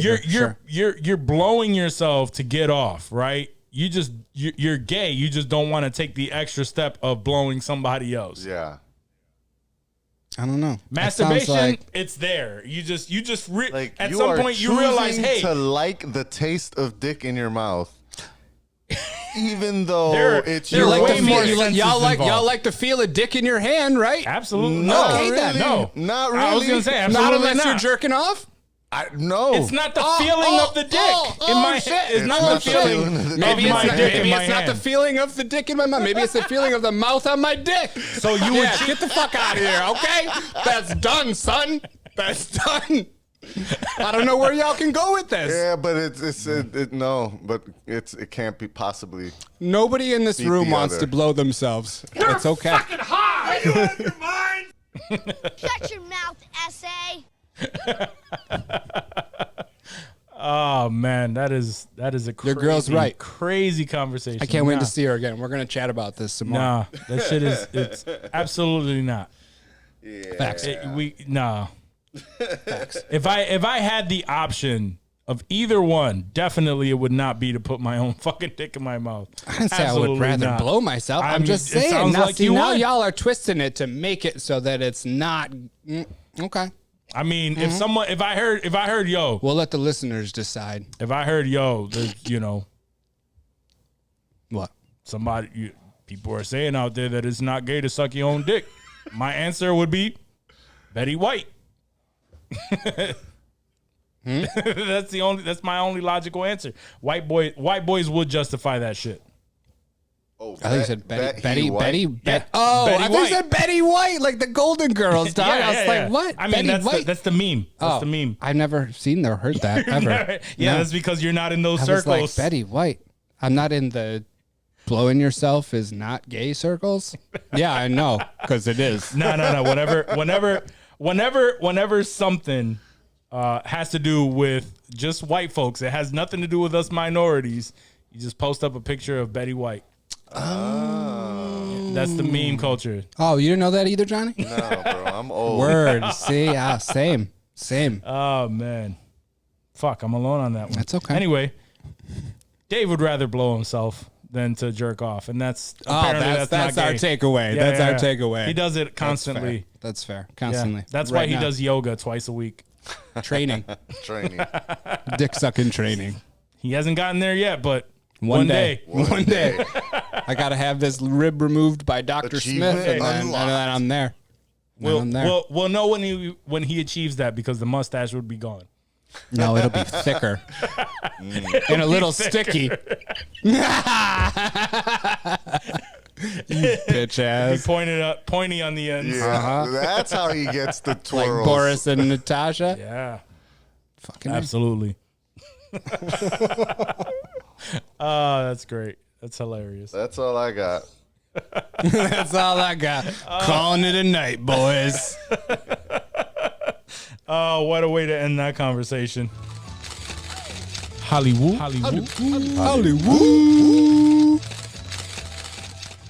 Hollywood. Man, I really wish that Good News stood for that conversation. That would have been great. Yeah. I don't know. I been don't know if amazing. the black listeners would fuck with that. I mean, Based on what he said. they about to stick around though. We good. All right. We got we got plenty of listeners in all Demographics, word. their races. That's We truth. transcend That's that truth. shit. It's all in a matter of your culture. yeah. It's What if all our- we have our own culture. What have our Russian listeners been up to? We had a Oh, lot man, of. yeah, we yeah, haven't I checked on mean- that in a while. We had a lot of like Eastern They're European struggling. listeners They're going struggling. hard. Yeah, They're behind they're the struggling. blockade. yeah, Yeah, that's not, fair. They're not really fucking with us right now because they have other things to worry about, right? I like to think Like that we were their not one, being successful. their one outlet of happiness. No, let's not do that. We're not doing that. Fucking all right. So what's Wait, do you imagine people in like Russian arguing about like if blowing yourself is gay? It's like it's the That would be same great. thing. That would be so awesome. that would be Fuck. amazing. All right, what do you got? Sorry. I would love to get just hearing a foreign language right. And arguing about the shit that we argue with. insensitive culture. Yeah, dude. That would make my day, dude. That would that would make Oh, my year. Actually, I'd be like a Russian podcast. Anytime I'm down, I'm just like I need to replay that. Same. All right, so recently in Hollywood, recently we got the She-Hulk trailer. I want to know, what are your thoughts on the She-Hulk trailer? So Marvel dropped that, and it came with a lot of backlash because the CGI did not look like it was up to par. Her CGI didn't. The normal Hulk CGI looked Hulk looked fine. That's- And I think crazy, that's right? what threw me off. Yeah. That's what threw me off is like they purposely did hers shitty or they don't think what they did was shitty. And both of those answers suck. And they recently uploaded one to Disney Plus that was a little bit better. Did they but tone not down? What much. did they tone down her muscularness, or what did they change? Because I read something about them trying to fix something with It their just- CGI. It seemed did like they they do? played with the all coloring. that I saw in the updated, it was the coloring, which I did honestly was like, I don't even know if this is actually that it was updated, or that this is a less compressed version of what was uploaded to social media? Because it looked Yeah, odd. sure. It looked odd. It looked out of place. They both look bad. Yeah. Yeah. It looked very bad. And I guess in my head, I was just thinking like, yo, the when it drops, it's gonna look better. That was my initial thought, but they don't have a whole lot of time to really like fine tune it before it drops. Right.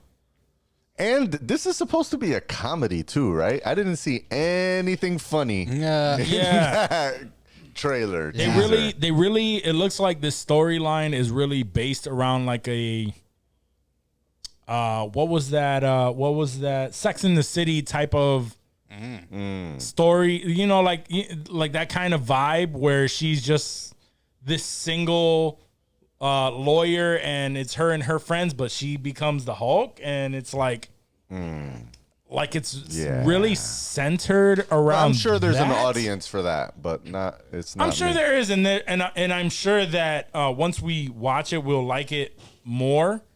And even then, maybe us particularly, we're not the audience, but we'll still watch it because it's going to explain other shit that has to do with like the Hulk, and it's gonna set something up. Yeah, and I'm gonna that be is stuck watching it because of that. exactly. And here's my thing, man. Like it started with the initial shows, man. You know, we got Falcon Winter Soldier, and we got some great shows. Like Loki was amazing. I really enjoyed WandaVision. We got some great shows, but now that we're getting to the content that has nothing to do with things that have previously been that have been leading up to these shows, like it's a straight up brand new concept with a character that we may or may not know of. I don't know what the fuck Disney is doing, bro. Like with the whole, like, I love Marvel and I want everything to be great, and I'm going into everything optimistic, and I'm pretty sure I'm still gonna come on this show and be like, yo, it was decent, it was good, it was all right, but I don't know, but previous to Disney acquiring Marvel, the content was fire, and now that Disney is involved, man, I'm worried, man. We've gotten some good stuff, but as we keep moving along, we're going into things that we don't Disney's know been about. involved with Marvel for a while. Yes, but we don't know like what. Since do you know like where You're it really started? talking about like Disney, like Disney Plus and all of that. Like where? Yeah, where, you're talking about like Disney Plus. correct. Yeah. Content, because Disney has been involved with. Disney bought Marvel Studios like in 2010 or something. It just seems like they're more in like because it's now on Disney Plus. Like I've been thinking about it, and I am actually kind of worried for Daredevil. Because I want it to be what it was, just a little bit more tight. What it was. Just a little bit more tight, but and it's not gonna be like Moon Knight. But I'm fine with that. I mean, we've had this same, like, we know what the MCU is. We've had this same level of storyline in the MCU since Iron Man in 2008. Like, it's going to be PG-13 quality the whole way through. Like, the MCU is PG-13. I'm waiting. And everything in the MCU will always be PG-13. I don't Isn't think the that next we're Daredevil? ever going to get around that. Next Daredevil is going to be. Well, I'm just saying, like, I just think it's looking not differently Daredevil. for Except movies for and apparently TV shows. Deadpool. That's what I Except for meant. Deadpool. Yeah, but I still feel like I don't know what to expect from Deadpool. I don't either. You know? I expect that the R rating is going to be more on the comedy shit than the violence shit. And that's it. I'm worried about the because language. That's what I'm curious about. I think they'll let the language fly. There's There's some shits and some asses there's and a lot some, of shits. but there's no That's fucks, what I'm saying. right? There's no fucks. Exactly. So this will be the first MCU movie that they drop fucks in, and that's what'll give them the R rating. But I don't think they're gonna be as violent as they were in the Fox universe, because again, it's MCU, and there's. Right, this is canon now. This matters. This isn't a throwaway story for Netflix's bullshit. Like, it's tied to the Disney brand, and that the Disney brand pays the bills. Yep. And and I guess just to kind of bring it back around to like She-Hulk and all of that, right? Like,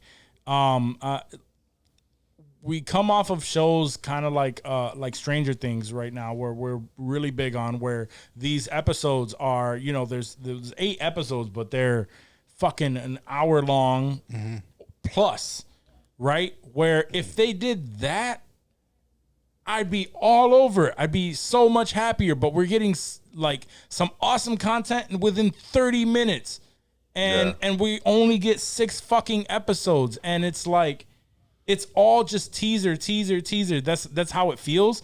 And what I'm really worried about is not necessarily like the things that we've been getting right now that we're super excited about have all been tied to the previous phase of MCU.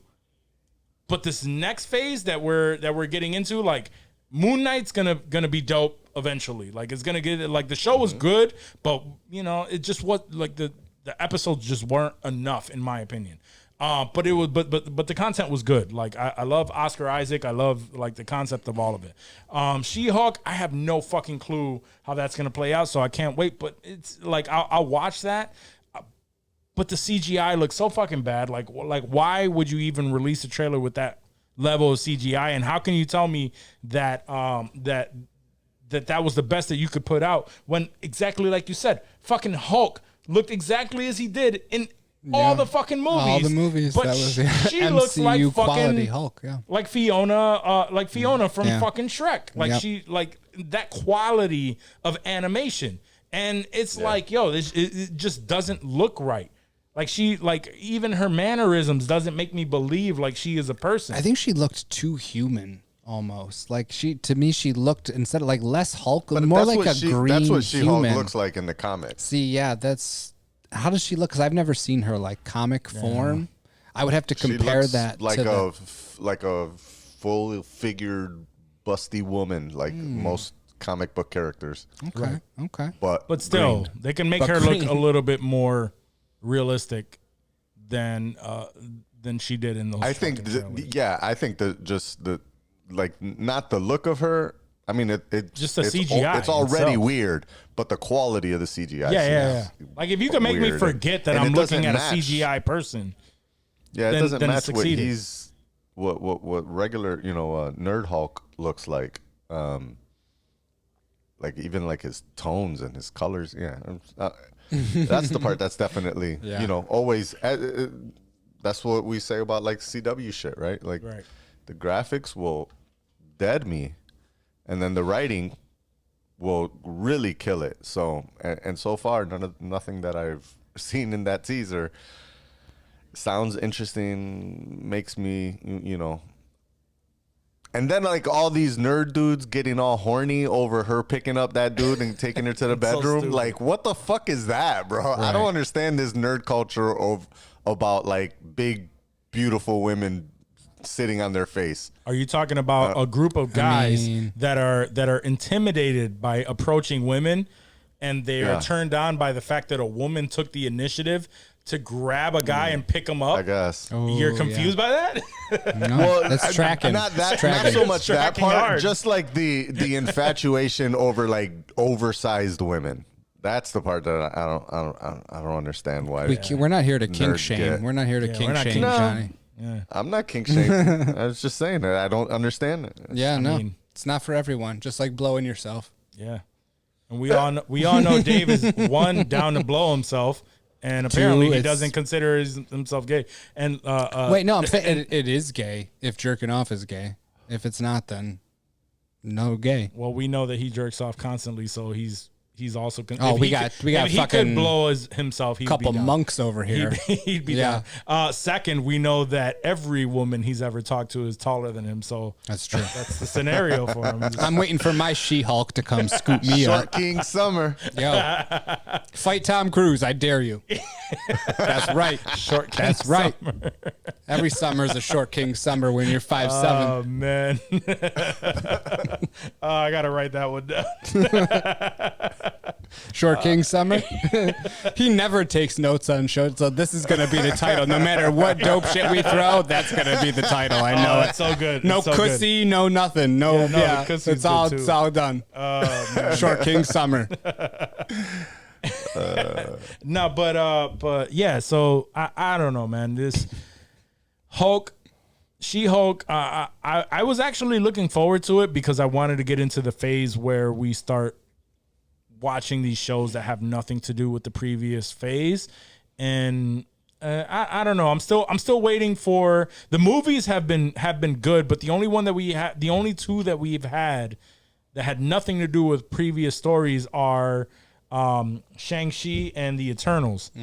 Everything else that we've seen and have been excited for has to do with the previous phase. So it's like as that keeps rolling out, the movies are exciting. It makes me worried for Daredevil, just because I want.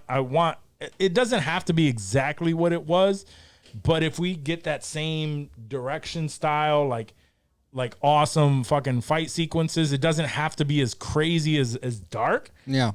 But let us get some dope ass fucking action in there. And I don't know. I think really maybe it's like the 6 episode bullshit where each one is a half an hour and we only get fucking. I'm not liking that. I don't like it. Yeah. Even if it was 6 episodes, let us get a fucking hour. Let us get an hour. 6 hours is. I not mean, asking granted, too much. remember, Stranger Things was filmed like over a year ago, so Sure.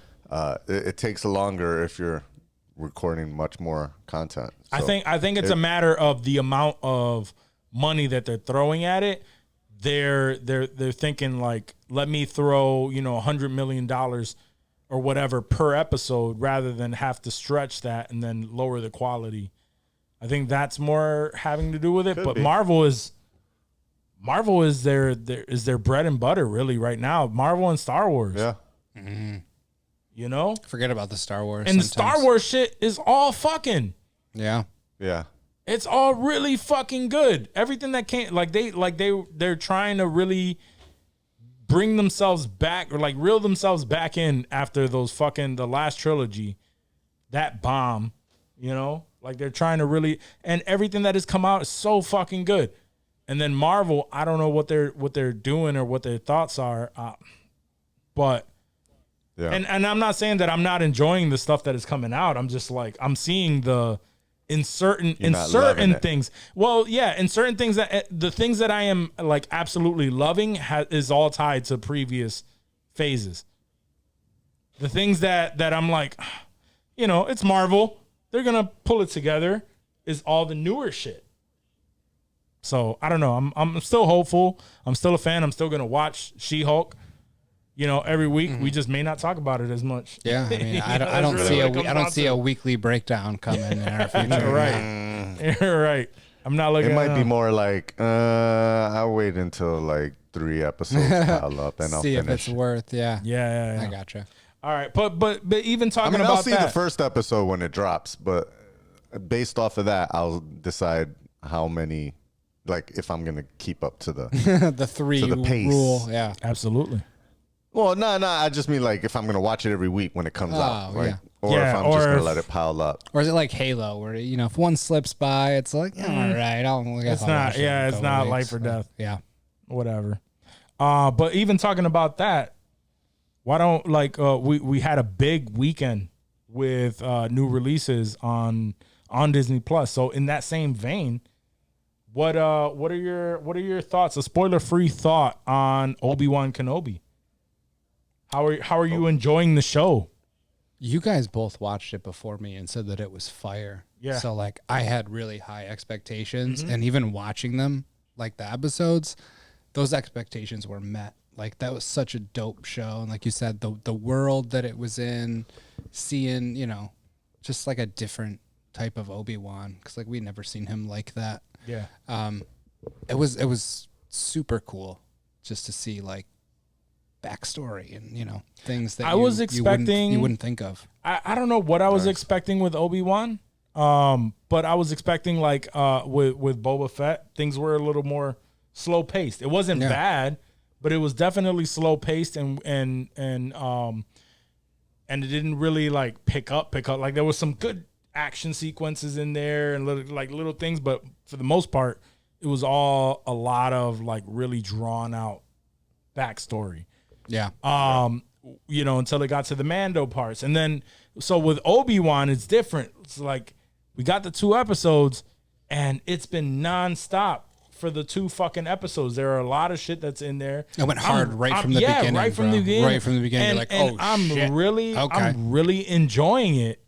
Especially, and that's what I was saying when it comes to Star Wars. Mm-hmm. They've stepped their shit up when it comes to these TV shows. We saw the trailer for Andor, and that looks like it's going to be fucking great. Mm-hmm. But I think with both of those, actually, that's another good example. Both of the, Obi-Wan and Andor are single run limited series, right? So they can jump into and push as much story and more action, and keep things rolling faster because they only have those 6 or 8 episodes. I don't know how long. I can't remember how long Obi-Wan is. But they only have that limited time to tell the whole story, and then it's done. Whereas, Boba Fett, Mando, they can drag it on a little bit more because they know they're going to have multiple seasons. Mm-hmm. At least I think. I think Boba Fett is a multiple season show. It is. So, yeah. That's what they made it. That's what they made it seem like. Yeah, there's going to be 6 episodes of Obi-Wan. Yeah, so I think that's why they're able to, give you more quicker, because there's no promise or idea of them moving on beyond this. But yeah, they those first 2 episodes have been fucking fire so great. So far. Awesome, so good. And we're gonna keep that spoiler free. So I just wanted to get your thoughts on where we are so far with that. I'm really enjoying it. And just to hear. Specifically on Twitter, there's a lot of backlash with this show for whatever fucking reasons. I did hear and some racist shit. Yeah, racist shit. Like, just like, and again, it's because it's spoiler free. I don't want to give too much, but but just like certain character developments of like previous characters coming back, things like that. Like, it's just like. I posted it up on Twitter on my personal thing, but Star Wars fans are the fucking worst, bro. Like you get something good and you're nitpicking every fucking thing. And you get something that where they're trying to cater to something new, and if it's a little you're nitpicking that, like, where the fuck. And it's not even like you're bitching about like a costume, like you're being blatantly racist. Right. Like, that's not okay, regardless of the MCU or Star Wars or what have you. Like, yeah. People just fucking suck. Yeah. It's like Eric Voss said on our fucking Star Wars has had E.T. in Star Wars. Like, you can't, pick so hard on the storyline to make sure that it's y'all have motherfucking E.T. inside your movies. Mm-hmm. None of that shit matters, man. No. Just enjoy the entertainment. Right. And I still you can't it doesn't be matter. So nitpicky. It doesn't matter what comes out. If it's fucking Star Wars, the Star Wars fans are gonna come out and they're gonna be fucking talking their shit. You can't win. You can't win with them. I'll say what though, and again, spoiler free, but there's a new character that they introduced that I fucking love, man. I thought it was such a dope, something I wasn't expecting at all, and was a really dope adaptation, and almost kind of in a way mirrors the Mando story. Yeah. So I really like what they're doing so far with it. Can't wait to watch. I really love it. I really love it. We get when this is being Wednesdays. recorded, we get it on Wednesdays. Oh, so. they're Wednesdays? I Yeah, thought they were Fridays. No. Nice. For Obi-Wan's is Wednesday. Fuck yeah. Yeah. So we're getting that. Actually, wait a minute. It did drop on Wednesday, but I could have swore. Remember, didn't we have a story that said that it was getting delayed, and it was going to be coming out on Fridays instead? I thought so. I thought there was something because I was thinking Friday for some reason, even though all the other ones have been Wednesdays. Let's see. Is IMDb is down loading? right now. Damn. So let me check the app. Sometimes the app is let's okay. see. possibly. Yeah, the original dropped last Friday. Oh, so I think it is a Friday. So it's It dropped on Friday May drop. 27th. Oh, it will release on Friday. So yep. So we have. All right. So by the time Damn this it. airs, we'll get tomorrow would be the next episode. I don't know. I kind of like the Friday drops because then I have a number of shows to watch over the weekend. So I agree. and on Wait, IMDb, the app has June 1st as part 3. We're recording on the 31st, so right? tomorrow? So that's tomorrow. I mean, it says Wednesdays. I don't know if it's wrong or what, but now I'm confused. So now I'm unsure of when this is gonna. honestly, I'm gonna look tomorrow because I trust IMDb more than Let's see. the Let's source see what that the I've Disney Plus app says. that I've seen. Oh yeah. Oh, I yeah, didn't yeah, think about that- I that's don't the think I best. have that on my phone. It should but- say on there, right? It should. I would Logging in think. on It the should website. say next episode airing. Yeah, Whatever. the day that Disney Plus does that. It's nice. So I don't know. I'm gonna check the app tomorrow. So and if it's not there, then I'll look forward to Friday. But I'm very hopeful that it's gonna be tomorrow. That would be awesome. That would be great. It would break it up a little bit, but I wouldn't be mad at the Friday release. Now, let me also ask, because it's been a great weekend for new content, Stranger Things season 4 dropped on Friday as well. Yeah, And let me tell you, my initial thought has been this season is amazing so far. The fucking episodes, like I was hearing another podcast where they were talking shit about like the lengths and at this point they had not seen it because they recorded that prior to it releasing, and they were talking mega shit about like the time frame and everything. Let me tell you, every episode has been a minimum of an hour and 15 minutes. Yeah. The very last episode was an hour and a half. It was like 2 hours, bro. Hour and 45. It was up there. Yeah, it was like an hour and a half, hour and 45 minutes, something like that. I don't think it was a full 2 hours. It was a short movie. But let me tell you, because I said that last week. The last episode, hour and a half. The next season, quote unquote, or the next half of the season, right, quote unquote, is dropping in July, and that's going to be 2 episodes. First episode, an hour and a half, hour 45 or something like that. Yeah. Last episode is going to be 2.5 hours. Damn. Yeah. And you know what? I'm here for it. I've seen every episode, bro, and I am anticipating those next 2 fucking episodes like a motherfucker. Let me tell you that. This season came with it, right? Because last season, the people were talking shit about. Bless you, bro. I thought he sneezed. Sorry. I rolled my chair on Chica. Oh, okay. She thought that just was a looked at you sneeze, like, too. bitch. She just looked at you. So yeah, no, last season, right? A lot of people, it was mixed emotions. I enjoyed the season, but I agreed that it strayed away from its darkness, right? The very first season was super dark, with them going back and forth into the upside down, shit like that. And they kind of strayed away from that, focused more on the kids and the relationships. Obviously, they still had to fight something, but like that whole never-ending story, fucking music, like that shit. That shit was corny as fuck. I was more just like, yeah, that's whack, but fuck it, like whatever. Some people were more vocal about them not liking that. But I agree. Like last season, it just wasn't as dark as the others. This season brought that shit back. Yo. Yeah. Hardcore. This is probably the most horror season of all the seasons. I was telling Joyce yesterday, I was like, man, this is like an actual scary show again, like the first season. It went back to the roots. Definitely eerie because like I was watching it, like me and Ash, we watched the first couple episodes like right the day it dropped. And previously, my sister told me, like, because she was watching Cliff while we were out one night, and she was just, like, home, and she wanted to use our Netflix to watch that. Yeah. And then, like, I watched the 2 episodes that she watched, and I was like, damn, you were home? You were at my house all by yourself, and you just watched these 2 episodes? Like, that's pretty fucking boss, because, like, they were creepy-ass episodes, dude. And, like, I didn't, like, have trouble sleeping, but, like, in the moment watching them, you're like, oh, shit, like, that's eerieism. Like, it was a very eerie feeling, that creepiness that just wasn't there. It almost reminded me of It, the way that, like, It was, like, eerie and, like, ooh, there was just something off-putting about it. Like, it gave me that feeling, and it was so awesome. It was so great. I saw the first episode, and I was like, fuck, like, damn, this shit was dope, right? It was dark.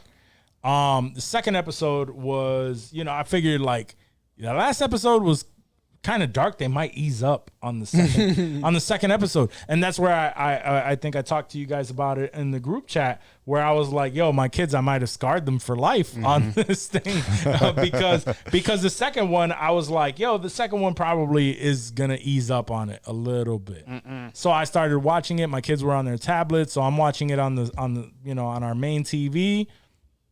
It got to a certain point where they had their tablets in their hands and they were just staring at the fucking TV and they were just like holy shit, like what is this is scaring me. And I'm like, well, what are you watching that for? Like, watch your fucking tablets. And then they go back down to the tablet and then stare at the fucking TV.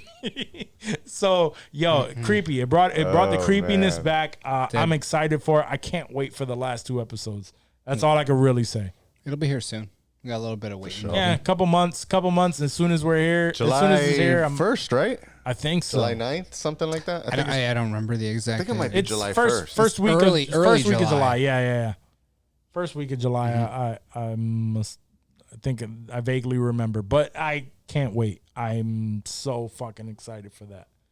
Everyone. Yeah, July 1st. Yeah. Oh wow, nice. Even better. It's barely July. It's like the end of June, basically. It's not even July. So it's like 32 days from now. That's nothing. That's nothing. Yeah. And it's almost like the same with Ozark. Like, why even split it up if it's just going to be that fucking close? Like, what's the reasoning behind that? Not that you have an answer to that, Johnny. I'm not asking you, but I'm 100% telling you it's what I said before. What was that? What was it? Just to get guap, more bread? No, so people won't cancel their subscription and they can report the numbers on the next quarter, because July 1st is the start of the next quarter. Damn, that's savage. That's savage. That's crazy, right? I'm going to wait until the quarter after that to watch that so that they don't get my. No, you're not. I'm not gonna. No, you're not. July at midnight on July 1st. I'm gonna do that, but just remember. You know what I mean? Then to put it on the Plex. There you go. Whoever owns the Plex, see, there put we it go. on that Plex. I'll talk to the Plex but guy. it's so if they give you all 7 episodes, or what is it, 9 episodes now, then next quarter your views don't count for that, quarter 3 or quarter 4, however they do it, that July to September quarter, so that they can report it, at the end of September. So it's all about a fucking numbers game, man. Especially since we know Netflix subscriber numbers are going down. They're just trying to keep subscriber numbers on the ticket, so that they can report subscriber growth or subscriber sustainability. Nice. Makes sense. Some bullshit. I still don't understand. It is some bullshit. Though. I bet you they'll do it with season 5 too. Like right now, they're saying season 5 is just 1 season. Yeah, right. I bet you they end up splitting it. For sure. Get another quarter out of it. Fuck off. And that's the final season. That's it. I can't see them not doing that. Right. That's what Netflix does. Anything this. They'll give you like 3 episodes and then 2 episodes. And these are that's and like they're all 2 hours long. Yeah, there's that's 7 one hours. of their main there's shows two too. That's 7-hour episodes. Because they're after losing. Stranger Things, what do they have? I don't know. That's like a big Ozark's done. Ozark's done. Like Ozark's those were their done? 2 cash cows, like real, like public domain. Like everyone knows about those. Like They're I don't know They're what going to they be got leaning right on now. the back catalog after that. Yeah. They have new shows like I've been watching Lincoln Lawyer, and that's pretty good. But that's really Narcos. They still Honestly, running with Narcos. Narcos. They do, but I don't think it's that big. It's not that big, no. I'm just trying to think of other like Netflix shows. I was gonna say, I'm like- scrounging here. I was gonna say The Witcher. Lincoln Lawyer is one of their newer Witcher. shows. Witcher is a big it's a good show. Yeah, but Lincoln it's Lawyer. more like a cop. But that's like Or a procedural. lawyer. Yeah. That's like a weekly Bones Law type and thing. Order. Yeah, exactly. Witcher is definitely one of the main, like one of the bigger ones that they have. I'm looking forward to season 3. Yeah. Oh, they have the what's that medieval one? Medieval one? Bridgerton. Oh yeah. They do. Yeah, Even though we don't fuck with I that. don't a fuck lot, with a it. lot of I've people never fuck seen with it, but it's big. A lot Yeah, of that's people. a big show. Ash fucks with that. She watched all that shit. Our buddy Esteban fucks with it. Esteban watches Bridgerton. Yeah, man. Steve. Oh wow, Yeah, Steve. the estrogen is running high. in there. Esteban. Steve. No, I honestly, I understand, because if my girl was like, "Yo, I want to watch this with you," I can't argue with her about it. It's Nah, you like, just "Right." say nah. That's a you show, girl. Umbrella you Academy? watch all the, oh, She would Umbrella understand it, Academy. though. Okay. Oh, Umbrella Academy. That's coming That's back coming soon back too. soon. Yeah. That's a big one. But that- even then, I that think might that even one be- has like a season or 2 left. Gotta be getting True. close. Netflix What, is Squid scrounging. Games? Ooh, Squid Squid Games? Games. Okay, they're like, I want to say they're filming that, or it's being written. Yeah, like yeah, season that's 2. That's in okay. another big Oh, one. that's a big one. That is Yeah. a very big one. It's a big one. That's one that I forgot about. So they have a few shows, They do. but it's like I forgot that was Netflix. They're gonna Yeah, have yeah. some more bangers. They got to. There's got to be stuff coming out. We're gonna be like, yo, people just want to count. They just want to like count them out, and I don't know. they want to see the. They want to see Netflix fall. Yeah. Yeah, they I get want to it. see it because they brought Blockbuster down. They want to see them fall. Right, and they will eventually. Eventually. I don't think it'll be anytime soon. I don't think so either. They still got time. They're good. And not only that, but the same the same people that want to see Netflix fall, right, are the same people that would talk shit about Apple TV Plus, because Apple TV Plus doesn't have that back catalog, and there's not enough to watch. There's just not enough to watch, right? Because they don't have that back catalog, and then they'll go outta to here. something like Netflix and be like, "Oh, well, they don't have enough original They content." don't have any good shit. yeah, they don't have enough original content, so it's like people don't know what the fuck they're talking about. That's fair.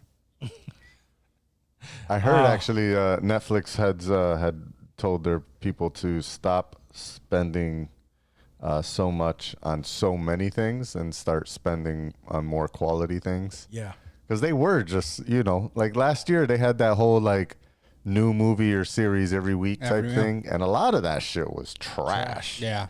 And even the ones that were like the biggest budget ones were still kind of weak. HBO Max Like did that. it right. Remember they released HBO Max. what- I mean, they it's were- HBO. but even Yeah, even it's then, I HBO. haven't Yeah. seen anything on HBO Max recently. No, I mean they stopped though. But like that was like all like year of the pandemic. I don't right? know. I haven't. Staircase, yeah, that's one. Yeah, HBO but, Max is crushing right now. I Think think so? everything I'm watching is on HBO Max. I think I just got to get back to watching something on HBO Max. Oh, that's right. Because like I was telling my girl, Flight Attendant came back. We were invested in the first season. Oh, y'all, That y'all is Second finished season, that? Yeah. second season. That came just back started. season 2. Yep. But we're so stuck on everything else. Like I said, we're like right now we're watching. What was the one with on Apple TV Plus? The Shining Girls? Shining Girls. We're watching that. She's into Lincoln Lawyer because she likes all that type of shit. So we haven't gone back to. But what's around the corner too is fuck. Why am I blanking on all of these fucking names? The one on Apple TV Plus. Not Flash. The dance. For All Mankind? No. The one with the girl who does the aerobics. Oh, Physical. Physical. There we go. Physical's coming up. That's coming back for a second season, and that was a great show. Such a good fucking Barry? show. Hello, Barry. Oh yeah, season 3 is of course, still on. of course, yeah. We need to catch back up on that. We fell off on that. I started watching Hacks. I don't know what that is. That's actually pretty funny. I'm trying to think I don't know this lady's name actually. IMDb is really killing me right now. I can't believe they're down like for the 2 hours while we record. They're like, nah. It makes sense, but like you said, their app is Yeah, I up, said right? the app is good. App is good. Oh, okay. So I'm Jean gonna use Smart. I don't know who that is. She was. I know her from Legion. She was the old lady. Oh no, lady yeah, in I know. Legion. I know who Scary that old lady is. that was like, you're. Yeah. Oh, she was in Watchmen too. Damn. So the show Hacks, she's like an old comedian. I love shows about comedians. And so she's an old comedian in Vegas who's kind of like on her way down. And then there's like this millennial writer who tweeted something and got canceled.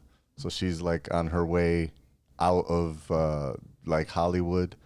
And so they need each other kind of things. So she starts like trying to write jokes for this older lady and trying to, but it's like a bad relationship type thing. Like, you know, obviously she's a crotchety old lady who's super successful and doesn't give a fuck and, you know, doesn't care about young ladies trying to tell her what's funny type shit. Mm-hmm. It's pretty good. So that's another HBO Max show I'm in. All right, so definitely I fuck with Apple TV Plus a lot. And Netflix, I don't know, it's hit or miss. Some people are really loving it. Some people are really hating it. HBO, I never count them out. No. And everything that they've come out with has been on point. So it's a time to be alive for entertainment when it comes to that shit. So it really is. I'm loving it. Yeah. All right, so Don't forget about Amazon. They got a couple things. Amazon The does Boys have is some dropping shit. tomorrow. If you're listening to this on Thursday, season 3 of The Boys. It is 3. Season 3? Yeah, Season 3, yeah. It is season 3. It's going to be wild according to that trailer and the teasers and all the promo shit that's been dropping. That's going to be... They're so good at their promo shit. They really like, are. Building like the backstory as if this shit is really real and doing the Vought News Network and the Dawn of the Seven with the director's cut edition. They sell that like, universe so much hard. shit. Yeah, they do really well with that. The entire off season, they were releasing these like Vought News Network shits, like keeping you up to date on what's going on in the lives of these fucking superheroes.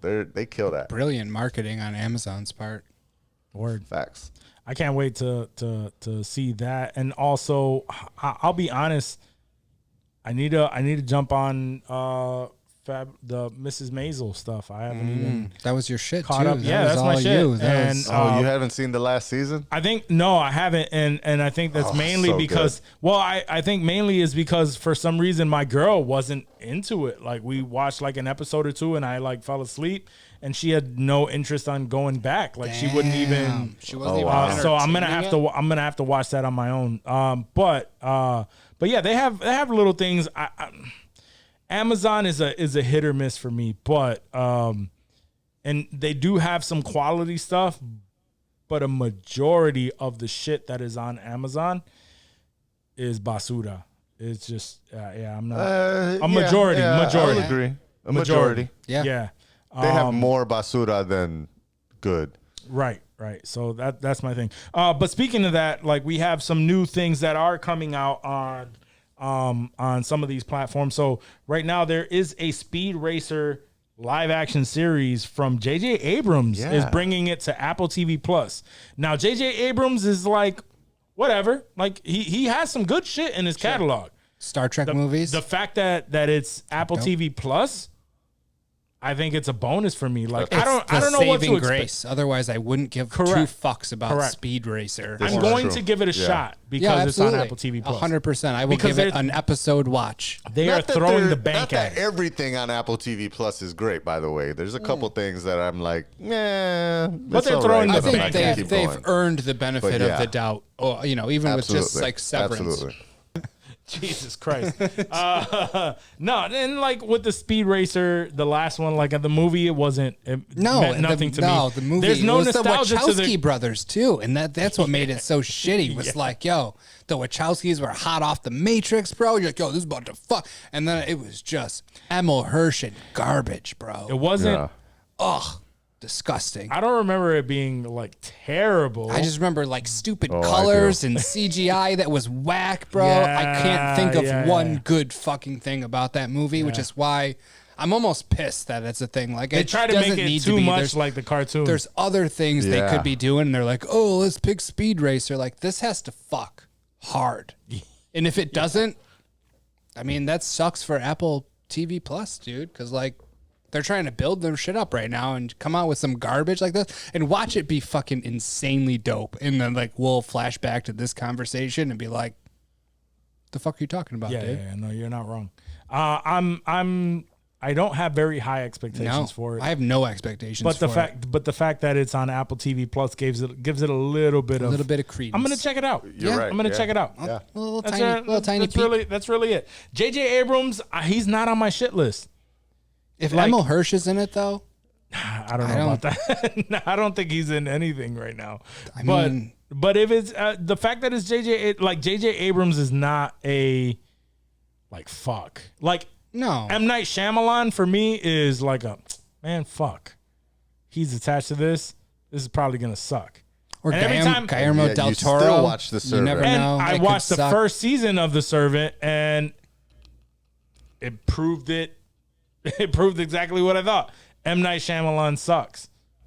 I keep wanting to give him a try, but you know the series that has to do with like what was it, like Glass, Split, those were decent. Split was pretty dope actually. Split was pretty dope. Yeah. Glass was all right. It was all right. And it The wasn't Sixth Sense crazy. was fire Sixth back Sense in the was day. amazing. Dope. Unbreakable was amazing. Signs. I liked Signs. Sign. I just rewatched Signs not too long ago because it had been like a decade since I'd seen it, and Ash had never seen it, so I was watching it with her for the first liked time. I enjoyed it. I thought it was good. It was better than I remembered it being. Let's put it that way. Okay, maybe I have to watch it again. But Yeah. I remember it not being too bad. But Mel Gibson and again, Joaquin it was Phoenix just like brought that shit, bro. he is like, I don't know what it is with M. Night Shyamalan, but he just wants to continue that thing where it's just like you just don't know. You like the surprise at the end is his saving grace. Is like he just wants it to. He wants to be mediocre the entire movie, and then hit you boom, with the it. very last scene is like it's going to blow you away, and most of the time it does not blow you away. Unless you're seeing dead people. Unless Then it does, because that shit fucked me that up. movie I was was like, amazing, oh though. shit, this motherfucker's been seeing dead motherfuckers the whole Yeah, time. the entire time. And Priscilla was dead the whole motherfucking time. But then you watch it a Crazy. second time, and knowing that he's dead, ruined it. Right. Because you're like, oh, that's It's why not nobody. Why rewatchable. is anybody talking to this motherfucker right here? Nobody's acknowledging him. He just said something. You're not going to say Exactly. nothing. So the But very you just first let that shit watching- slide the first time. You're like, oh, whatever. Well, They're no, just it's busy that or you something. don't notice it. You I don't noticed notice it. it. I know, it but was weird. The second that they tell you what the ending is, No. ruin the entire movie for you. You can't rewatch it. But then that second watch after you know the twist is almost more fun because then you're looking to see if you're like, oh, did he know he was alive? Like, Yeah, what's the fuck's that's going all on? you get. Right, You get those that's all two you get. watches, bro. and then That's after that it's like garbage. Yeah. Unless you wait a decade Unless and then you're- watch it with someone or else that unless you're hadn't watching seen it it. with someone that hasn't seen it yet, Yes. and you're just like And putting the them other, on. Right. yeah, and You're just even looking at at that them. point, to You're see their gauging their reaction. yeah, you're Yeah. you're just mouthing the words like, Right. Like, watch this, babe. Watch this. Babe, right here. That's you the entire Watch this. She's like, I'm just looking at the fucking screen. What else am I supposed to look at? You're like the grill guy. Look All at, right. So, babe, look. yeah, you're gonna miss it. You're gonna miss it. Up, up, up, up, up.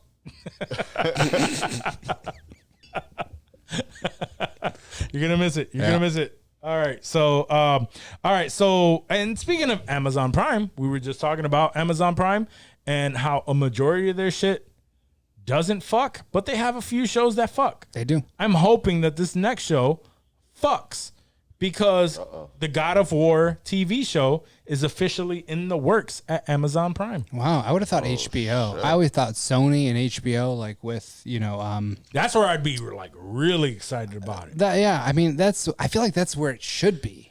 You know, God of War. Yeah, that's its home. I would really bro. Like, want it to be there. I thought because they're doing HBO's doing The Last of Us, and I thought maybe they had a deal with like Sony Studios because like I'm pretty sure God of War that's a Sony Studios because that's a Sony exclusive. Like, you're not playing that shit on Xbox. Like I assumed that all Sony TV shows for whatever reason would go through HBO, and that's not the case. But I mean, God of War is dope.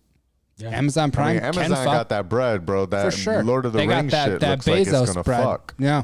Yeah, I think it'll fuck. So it could. It all depends on who's running it and casting, all that shit. What they're doing. Yeah.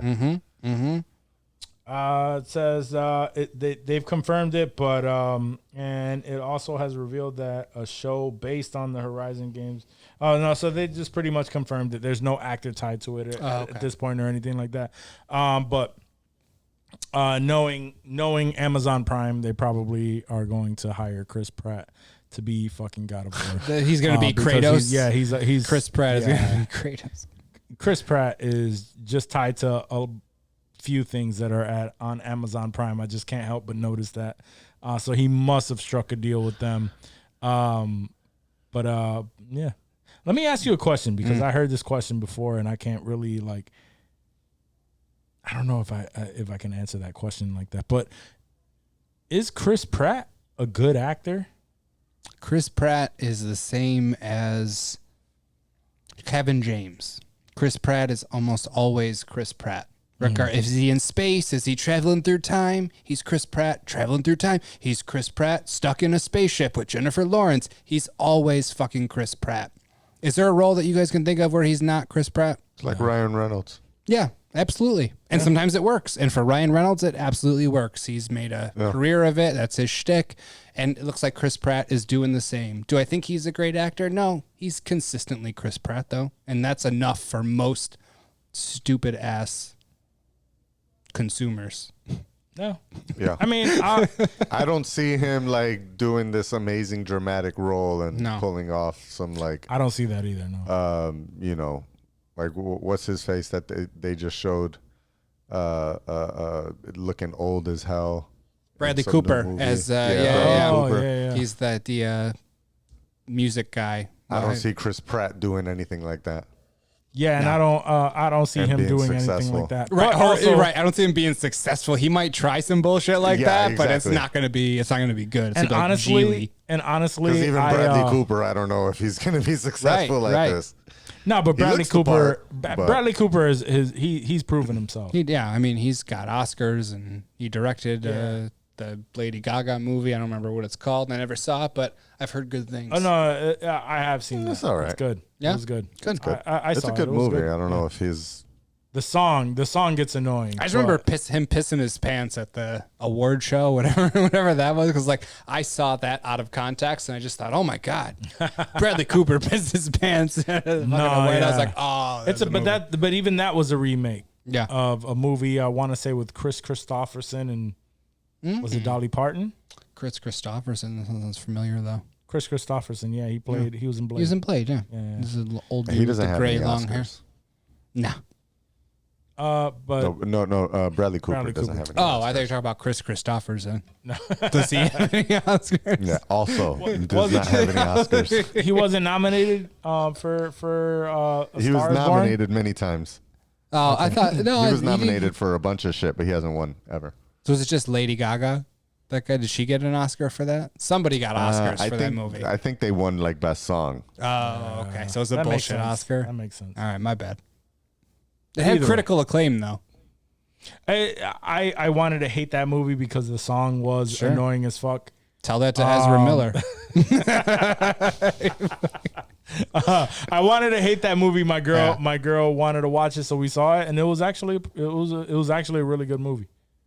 So I believe it. Yeah. It was good. It was good. I just have a thing. I enjoyed it. Lady Gaga, man, when she's attached to a movie, she's OD, man. She does too much. I believe that. when promoting that movie. Even with the Gucci House of Gucci yeah. is just No, like that's just whenever different. Lady Gucci Gaga is tied to a movie, it's just like she's just too mad much. extra. Yeah, Yeah, she's you too can't do much. anything about that.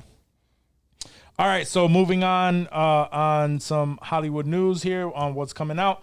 The Mandalorian season 3 gets a February 2023 release date. So we gotta wait for February. And Favreau said he was writing season 4 currently. Yeah. So that hasn't even dropped. That's not going to drop for like another 8 months, and then we'll have an already written season 4. So that's in the works. But you know what? We have, I want to say before we get Mando, we are getting a lot of Star Wars content. Oh, there's so much. And Obi-Wan is so good. There's so much Star Wars I saw, content. we talked about the trailer for Andor. That looks so fucking good. We're getting Ahsoka. That's Next going year, to be right? good. That's They are, next year. that already started filming. We're getting so much Star Wars that it's so like I'm excited for the shit that comes out with Star Wars. That's why I said, like, even though we enjoyed like Boba Fett, it was still more slow paced. That's why I said, like, yo, Obi-Wan is fucking right now. Like, it's much better than Boba Fett. And your response was like, yo, I really fucked with Boba Fett. I did, but Obi-Wan is fucking. I've Yo, only seen 2 yeah, episodes. Like it's a different harder, pace. Yeah, harder. I think than Boba Fett. Boba was a lot of exposition and story fill in from what we missed, and I Right. feel like this is also, but it's shit that we like. I don't know if we didn't We think can about or connect didn't with know and- about, but like it, even in today's climate, like it makes sense. I feel like. Word. So and obviously we can't wait for Mando season 3. Mando season 3 is going to be amazing. Mando is the pinnacle Star Wars show. Like It is. Obi-Wan has got a good start, and I'm excited for it, but I'll make that It's not call. gonna It's not Mando yet. It's not Mando. Yeah, it could be Mando. We I'm not haven't saying it seen couldn't. anything that has been Mando though. We have not, but there's time. Even Boba Fett. That Andor looked like it's gonna be Mando. You think so? I mean, look got dope. me. It looks dope. But It looks I don't dope. say- I don't know I if hope it's it's Mando Mando. vibes, but I don't No. know. I don't know if it's gonna be there. I think it's gonna be. It's definitely gonna be top tier. I think it's gonna be a good show. It's gonna be something we're not expecting, and it's not tied to a fucking Jedi, which is the allure for Mando. Yeah. Right. It's not tied to that. It mixes in. It blends in with the. but it blends in Yeah. with it, and it fucks with the Mando lore. was fire when Luke showed up, and you were like, "Oh shit, that's Luke." Yeah. But still, like, even prior to that, the first season, like the worst parts about it was every episode was like something new, but it still had you at the edge of your seat, right? And like I said, it like maneuvers its way with the nostalgia, but it's its own shit. And then the first season, that was the only complaint. Then season 2, we had a linear storyline with the same shit that made the first season fuck. And with that linear storyline, they brought in the guns, like the big guns. Like they started really maneuvering into the backstories and shit that people really fuck with. So, and even with Boba, right? The shit that really made it stick out was the Mando episodes. Like, we love the Boba episodes. Those were great. But when the Mando shit came out, oh my God, those last 3 fucking episodes were amazing. Yeah. And that was all because of Mando. So Yep. I'm looking forward to that. February seems so far. But it'll fly. And It'll be here that's before sad, we know but it. fuck it. And then talking about that, I want to say it was last week we talked about the fact that John Watts, the director of Spider-Man, remember he walked away from possibly directing Fantastic Four, and you know, he walked away. He said he wanted to step away from the superhero stuff, and then we announced that they announced that he's actually stepping into the Star Wars world, and he is Makes sense. Directing a coming of age story set in Star Wars. Coming of age story means it's pretty much following a bunch of kids similar to Stranger Things, the Goonies, like those type of things. That's what it was compared to. Skeleton Crew, I could see it. Yep, and it's and stop looking Oh, over sorry. my I shoulder. thought you said Skeleton dickhead. Crew already. I was looking at it. Turns out You're that meandering. You're meandering around the fucking title. Just say it. Turns out that all of that came up to the unveiling of the fact that they're coming out with a show called The Skeleton Crew, starring Jude Law. So, oh, that's right. Yeah, that I think that's definitely something promising. to look forward That's to. promising for sure. Word. I love Jude Law. I think he's a badass. Yeah, set in the Star Wars universe that doesn't have to do with the Skywalker saga or anything. Damn, like that. okay. I want to say that that's what we originally talked about. So I'm looking forward to that, man. Star Wars has a lot of shit going for itself, and they're really trying to correct the bullshit that came with this last trilogy, and we haven't even heard anything about the new trilogy that's going to be coming out with Taika behind the camera. It's gonna be the next Star Wars movie. Yeah, is what I. Speaking of Star Wars, he's going to be in charge of the next trilogy. Man, the whole trilogy. Bro. Yeah, that's gonna be exactly. sick. That's gonna be Wow. great. Damn. And I have no idea what to expect from that. So just fire, just pure fire. Yeah, that's gonna be amazing, and I can't wait to see what that is, because Thor: Love and Thunder looks amazing, and he directed that. Everything Taika When's touches. that drop? Thor: Love and Thunder. Yeah. Was it July? Didn't we July? talk about this? Yeah. We always talk about it. It was but a we lot never really closer know. than we thought. I thought. I want to say it's first week of July. Thor. Ooh, Stranger Things weekend? Ooh, Yeah. I'm gonna have to pick what you're gonna go. Nah, July 8th. Okay, Okay. so the week after. Yeah, because Stranger Things you can watch at any point. Yeah. Yeah. Wait a minute. Oh, that's next year. No, I had Spider-Man Across the Spider-Verse, and it said June 2nd, and I'm like, wait, what? But it's 2023. Oh shit. Yeah. But anyway, guys, do you have anything to add to this stellar conversation? No, man. No? We fucking crushed everything. As good as it could be. Can't get any better than how we just did it. Yes, sir. Then you know what that means. Guys, thank you for tuning into this week's episode and staying the entire time. If you've made it to this part, you know that you are a true fan. We appreciate you. Remember that if you love us this much, have your friends and family rate, review, subscribe to the podcast on their favorite apps, most specifically Apple Podcasts. Throw a review on there and give us that 5-star rating, because we appreciate it and we love to hear from you guys and say and read what you love about the show. If you watch us on YouTube, please make sure to do the same there. Give us that little like button, hit that little thumbs up, and subscribe to the podcast. Have your people subscribe to the podcast also on there if that's what they prefer.